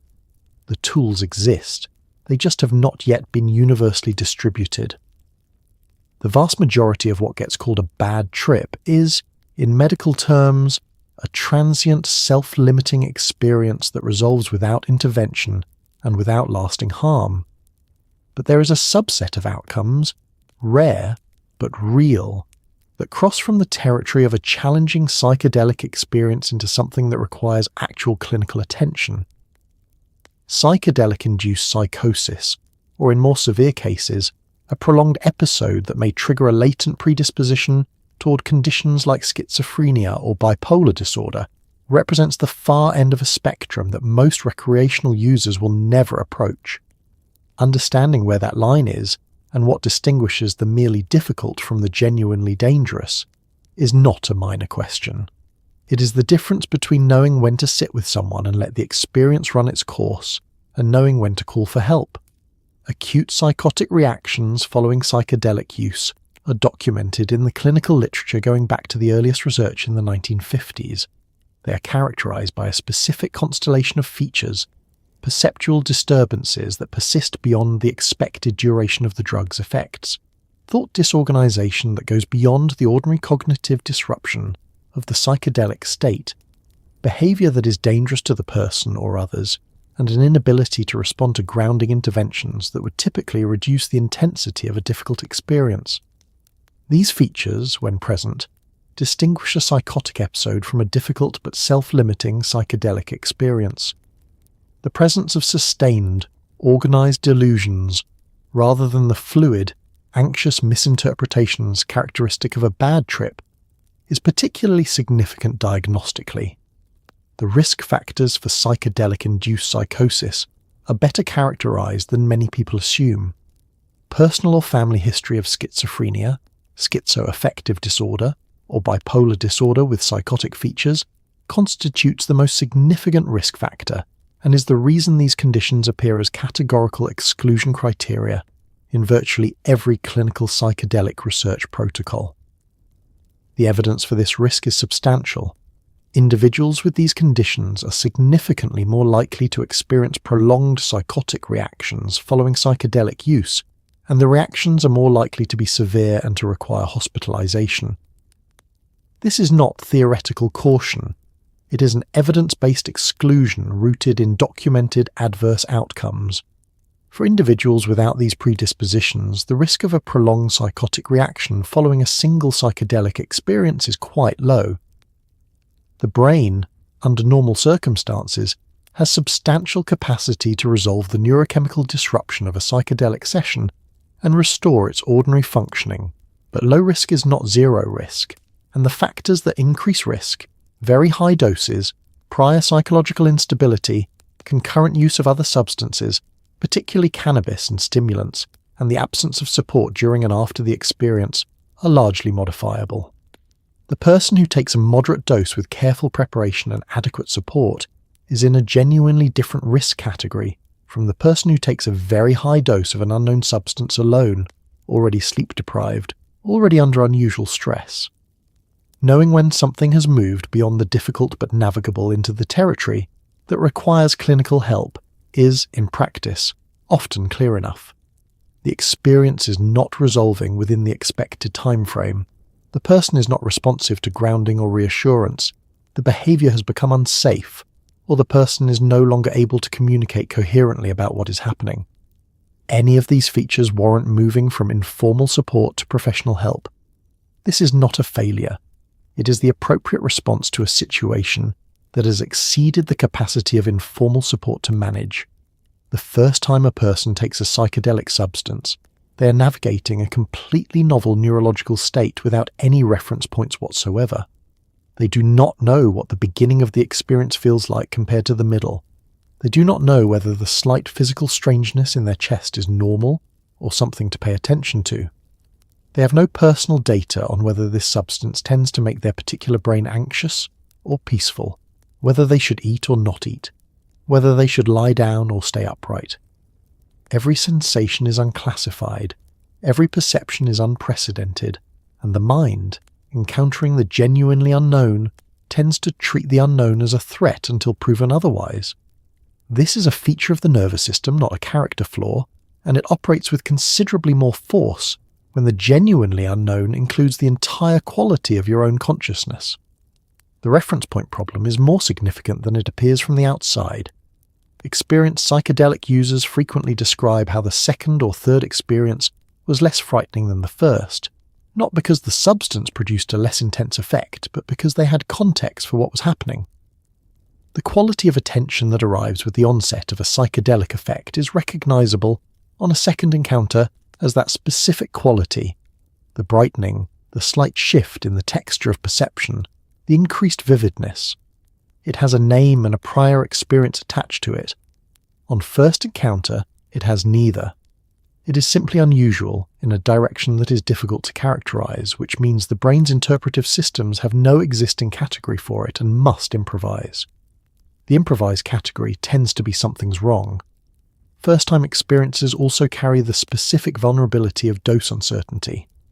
Without personal experience of how a given substance and a given dose interact with one's own neurobiology, the dose-response curve is entirely theoretical. The 5 milligrams of psilocybin, that is a moderate, manageable experience for one person, is an overwhelming experience for another. The tab of LSD that a more experienced friend describes as a light dose might hit a first-time user significantly harder because of individual differences in metabolism, receptor sensitivity, and baseline neurological state. The person who is having their first experience and finds it significantly more intense than they expected has no framework for determining whether this intensity is within a normal range or whether something has gone wrong. Under the circumstances, wrong feels like a reasonable hypothesis. The practical guidance that this analysis generates is not complicated. For a first experience, the dose should be conservative, lower than any description of a light dose would suggest. The setting should be maximally comfortable and familiar. The company should be someone with prior experience who will not be surprised by the ordinary features of an altered state, and the time available should be generous. None of this eliminates the possibility of difficulty, but it reduces the category of difficulties that arise from simple unfamiliarity, from not knowing what to expect, and from the specific terror of a completely novel experience in a poorly prepared environment. The first experience is, in a meaningful sense, the most important one. It establishes the framework through which subsequent experiences will be interpreted. Getting it more or less right is worth more preparation than most people give it. The bad trip rarely starts at the moment things feel bad. It usually starts much earlier, in a decision made 3 days prior or 3 hours prior, or in the 15 minutes between taking something and the moment the effects begin to come on. It starts in the choice of substance, or in the choice of dose, or in the choice of setting, or in the choice of company, or in the failure to check in honestly with one's own emotional state before deliberately altering it. The irony of most catastrophically difficult psychedelic experiences is that the seeds were planted before the journey began, and with the right information, a significant portion of them were entirely preventable.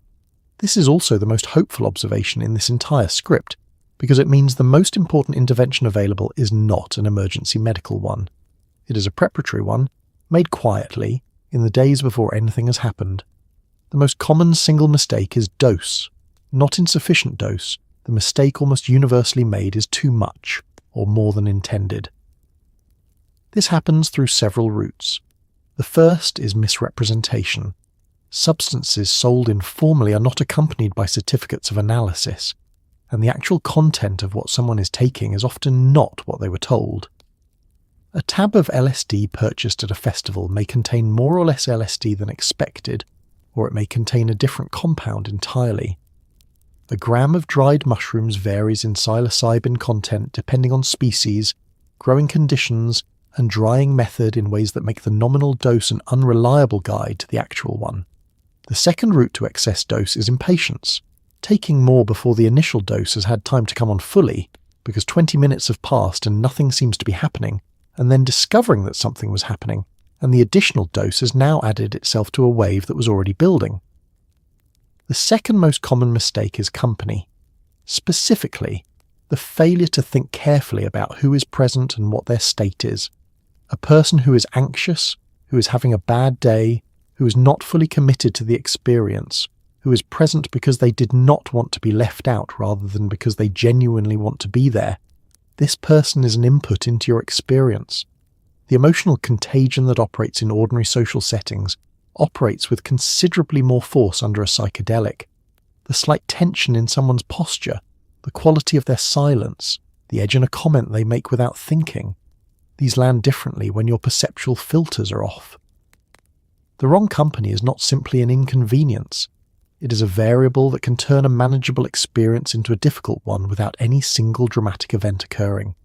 The third mistake is taking a psychedelic while in significant emotional distress and deciding to proceed anyway on the reasoning that the experience might help. This reasoning is not wrong in principle. There is genuine evidence that psychedelics can help process difficult emotional material, but it needs to be right in the specific circumstances, the right preparation, the right support, the right framework. Taking a powerful psychedelic while in acute distress, in an informal setting, without therapeutic support, while reasoning that maybe it will sort things out, is the approach most likely to produce an experience that makes the distress considerably more acute rather than resolving it. The mushroom does not distinguish between therapeutic emotional processing and flooding. It simply opens the material. What happens to it after it is open depends on everything else. There is a phrase that circulates in psychedelic communities, repeated in integration circles and therapy sessions, and late-night conversations between people who have been through something difficult. Surrender to the experience. It sounds simple. It sounds like advice that anyone could follow, and it is in practice one of the hardest things a human brain is capable of when that brain is in the middle of an experience that feels threatening, destabilizing, and completely out of its control. Fear is the most reliable mechanism by which a challenging psychedelic state becomes a bad trip. Not because the fear creates the content, but because the resistance the fear generates amplifies everything the person is trying to escape from. The paradox at the heart of every difficult psychedelic experience is this: the only way out is through, and the only way through requires stopping the attempt to get out. The neurological basis for this is reasonably well understood. Fear activates the amygdala, which triggers the sympathetic nervous system, the fight-or-flight response, which produces a cascade of physiological changes: increased heart rate, increased muscle tension, cortisol release, heightened vigilance. Under ordinary circumstances, this cascade is useful when there is an actual threat. Under a psychedelic, where the threat is not external and the fight-or-flight response has nowhere to go, the cascade simply intensifies the experience of being in the state you are trying to escape.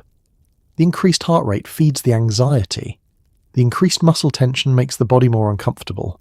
The heightened vigilance increases the brain's attention to any ambiguous stimulus that might be threatening, which finds more threatening stimuli, which generates more fear, which activates the amygdala further.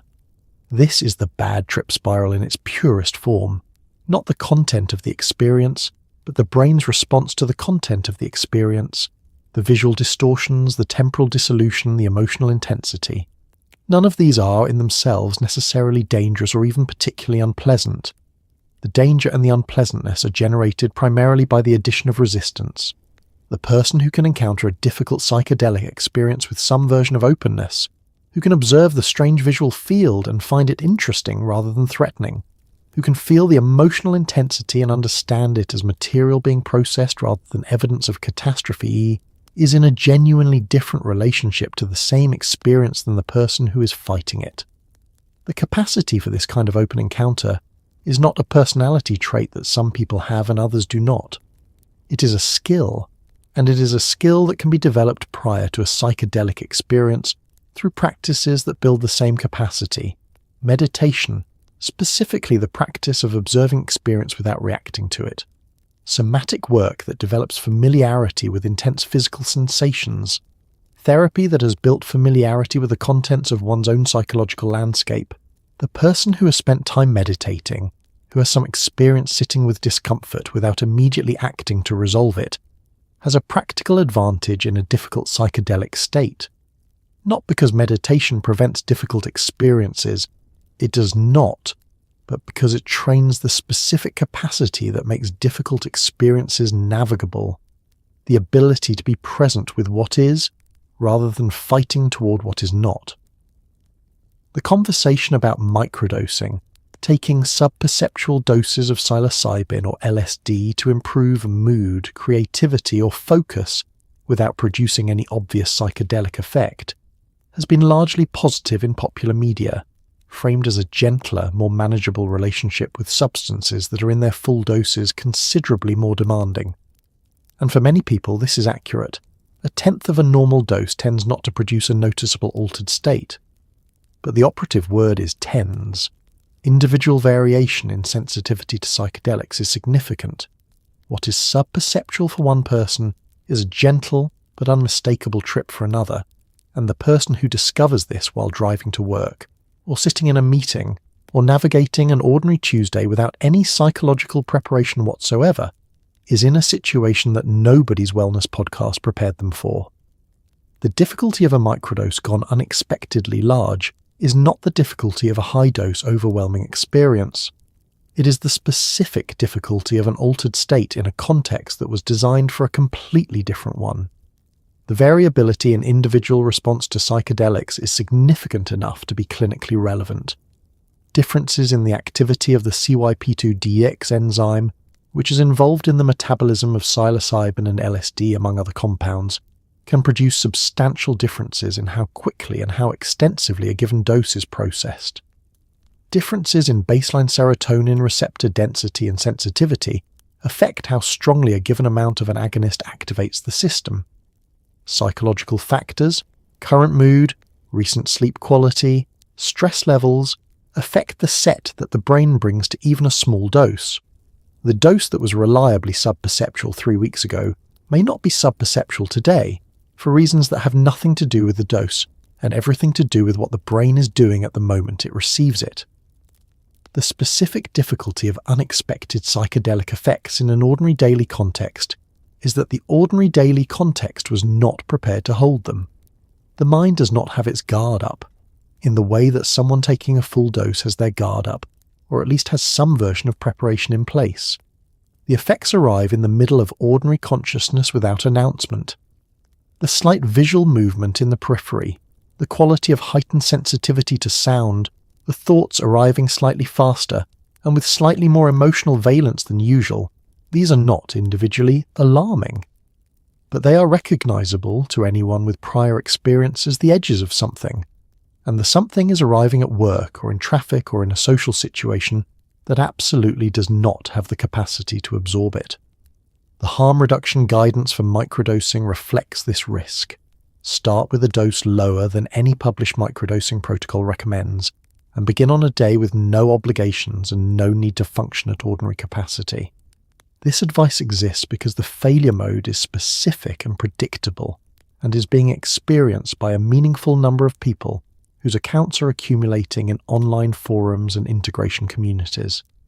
It is not serious in the way that high-dose bad trip is serious, and it resolves within the same time window as any other dose of the same compound, but it is genuinely disorienting and the disorientation of encountering an altered state in a context that cannot hold it has its own particular flavour of difficult that deserves to be acknowledged alongside the more dramatic bad trip narratives. In the growing body of clinical research on psychedelic-assisted therapy, one of the most significant conceptual shifts has been the gradual replacement of the term bad trip with the term challenging experience, and this is not merely a euphemism or a piece of PR-conscious rebranding. It represents a genuine theoretical reorientation in how researchers and clinicians understand what is happening when a psychedelic session becomes uncomfortable, frightening, or overwhelming. The challenging experience framework proposes that difficulty is not an aberration in the psychedelic process, but often a signal that the process is working, that the material being surfaced is material the person needed to encounter, and that the path through it, however uncomfortable, leads somewhere important. This reframe is not available to everyone in every context, but understanding it, even intellectually, even in advance, changes the relationship to difficulty in ways that matter. The empirical support for the therapeutic reframe comes from multiple independent lines of clinical data. In the psilocybin for depression trials conducted at Imperial College London, researchers Matthew Johnson and Robin Carhart-Harris and their teams found that patients who had what would colloquially be described as challenging or frightening experiences during their psilocybin sessions showed, on average, greater reductions in depressive symptoms at follow-up than patients whose sessions were primarily positive. This was not a universal finding, and the relationship between difficulty and therapeutic outcome is not simple. Not all difficult experiences produce therapeutic benefit, and the quality of preparation and support modulates the relationship significantly. But the direction of the finding is robust enough to have been replicated across multiple studies. The mechanism proposed to explain this finding draws on the idea that depression, addiction, and many other conditions treated with psychedelic therapy are characterized by a kind of psychological rigidity, habitual patterns of thought and behavior that persist because the brain's plasticity has been insufficient to allow new patterns to emerge. The difficult experience in this model is not random suffering. It is the encounter with the specific material that is maintaining the rigidity. The person with treatment-resistant depression who, in a psilocybin session, encounters what they describe as their own self-contempt in all its clarity, faces it fully, feels it completely, and then watches it dissolve, is doing something that years of talk therapy have not been able to accomplish. The clarity is a function of the psychedelic state. The dissolution is a function of having finally encountered it without running. What the therapeutic reframe gives the person in the middle of a difficult experience when it can be accessed is a different orientation to what is happening. Rather than "this is wrong and needs to stop," it offers "this is what I came here to face." This reorientation does not eliminate the discomfort, but it transforms the relationship to the discomfort in a way that makes the movement through it possible. The person who understands that the frightening encounter is the medicine is in a different position than the person who understands it as a malfunction. The same experience, a different relationship to it, and a different outcome in the research data at the other end. At some point in any honest exploration of bad trips, you have to set aside the neuroscience and the cultural history and the therapeutic frameworks and talk about what actually helps when it is actually happening. Not in theory, not in retrospect. Right now, in the middle of it, when the walls are wrong and the time is broken and the person who is supposed to be a calming presence is looking at you with an expression you cannot read, and every thought you are having seems to be accelerating towards something you do not want to think about. There are things that genuinely help. They are not glamorous, and most of them would sound embarrassingly simple if you suggested them under ordinary circumstances, but they work. And the reason they work is not magic. It is the same neuroscience we have been discussing for the last hour, just applied in the direction of resolution rather than explanation. The first thing that helps is physical grounding. Your feet on the floor, your hands on something with texture, a blanket, a carpet, a piece of cloth, your back against something solid. The physical sensation of a real, present, tangible thing provides direct input to the nervous system that does not require interpretation. The floor is there, you are touching it. This does not require a functioning sense of self, or a working relationship to time, or any of the other cognitive tools that the psychedelic has temporarily disrupted. It just requires sensory contact with the present moment. For a nervous system that has lost most of its other anchors, this is significant. It is not a cure, but it is a flaw, and a flaw matters when you cannot see the ceiling. The second thing that helps is changing location or position. This sounds almost too simple to include, but its effectiveness is consistent enough in harm reduction literature that it deserves emphasis. Moving from one room to another, going outside if the environment is safe, changing from sitting to lying down, or from lying down to sitting, these changes interrupt the feedback loop that maintains a difficult state by changing the sensory environment. The brain, in a difficult psychedelic state, is running a self-reinforcing interpretive process. The environment looks threatening, the thoughts are threatening, the body feels threatening. Changing any element of this, including the purely physical element of location, introduces new sensory data that breaks the loop, at least temporarily. Temporarily is enough most of the time to allow for a reset. The third thing that helps, and the one most consistently recommended by harm reduction organizations, by clinical therapists, and by people with extensive personal experience, is controlled breathing. Not any particular technique, but the simple, deliberate act of slowing the breath and directing attention to it. This works because the autonomic nervous system, which is driving the physiological fear response, is directly influenced by breathing rate. Slow, deliberate exhalations activate the parasympathetic nervous system, the rest and digest system, and produce a measurable reduction in heart rate and cortisol levels. This is the nervous system's built-in calming mechanism, and it works under psychedelics just as it works at any other time. The breath is always available. It does not require a phone, or a sitter, or any tools. It is the most reliably accessible intervention in any difficult altered state, and knowing this before you need it is most of what makes it accessible when you do. And so here you are. You have spent the last several hours in some of the strangest territory the human mind has to offer.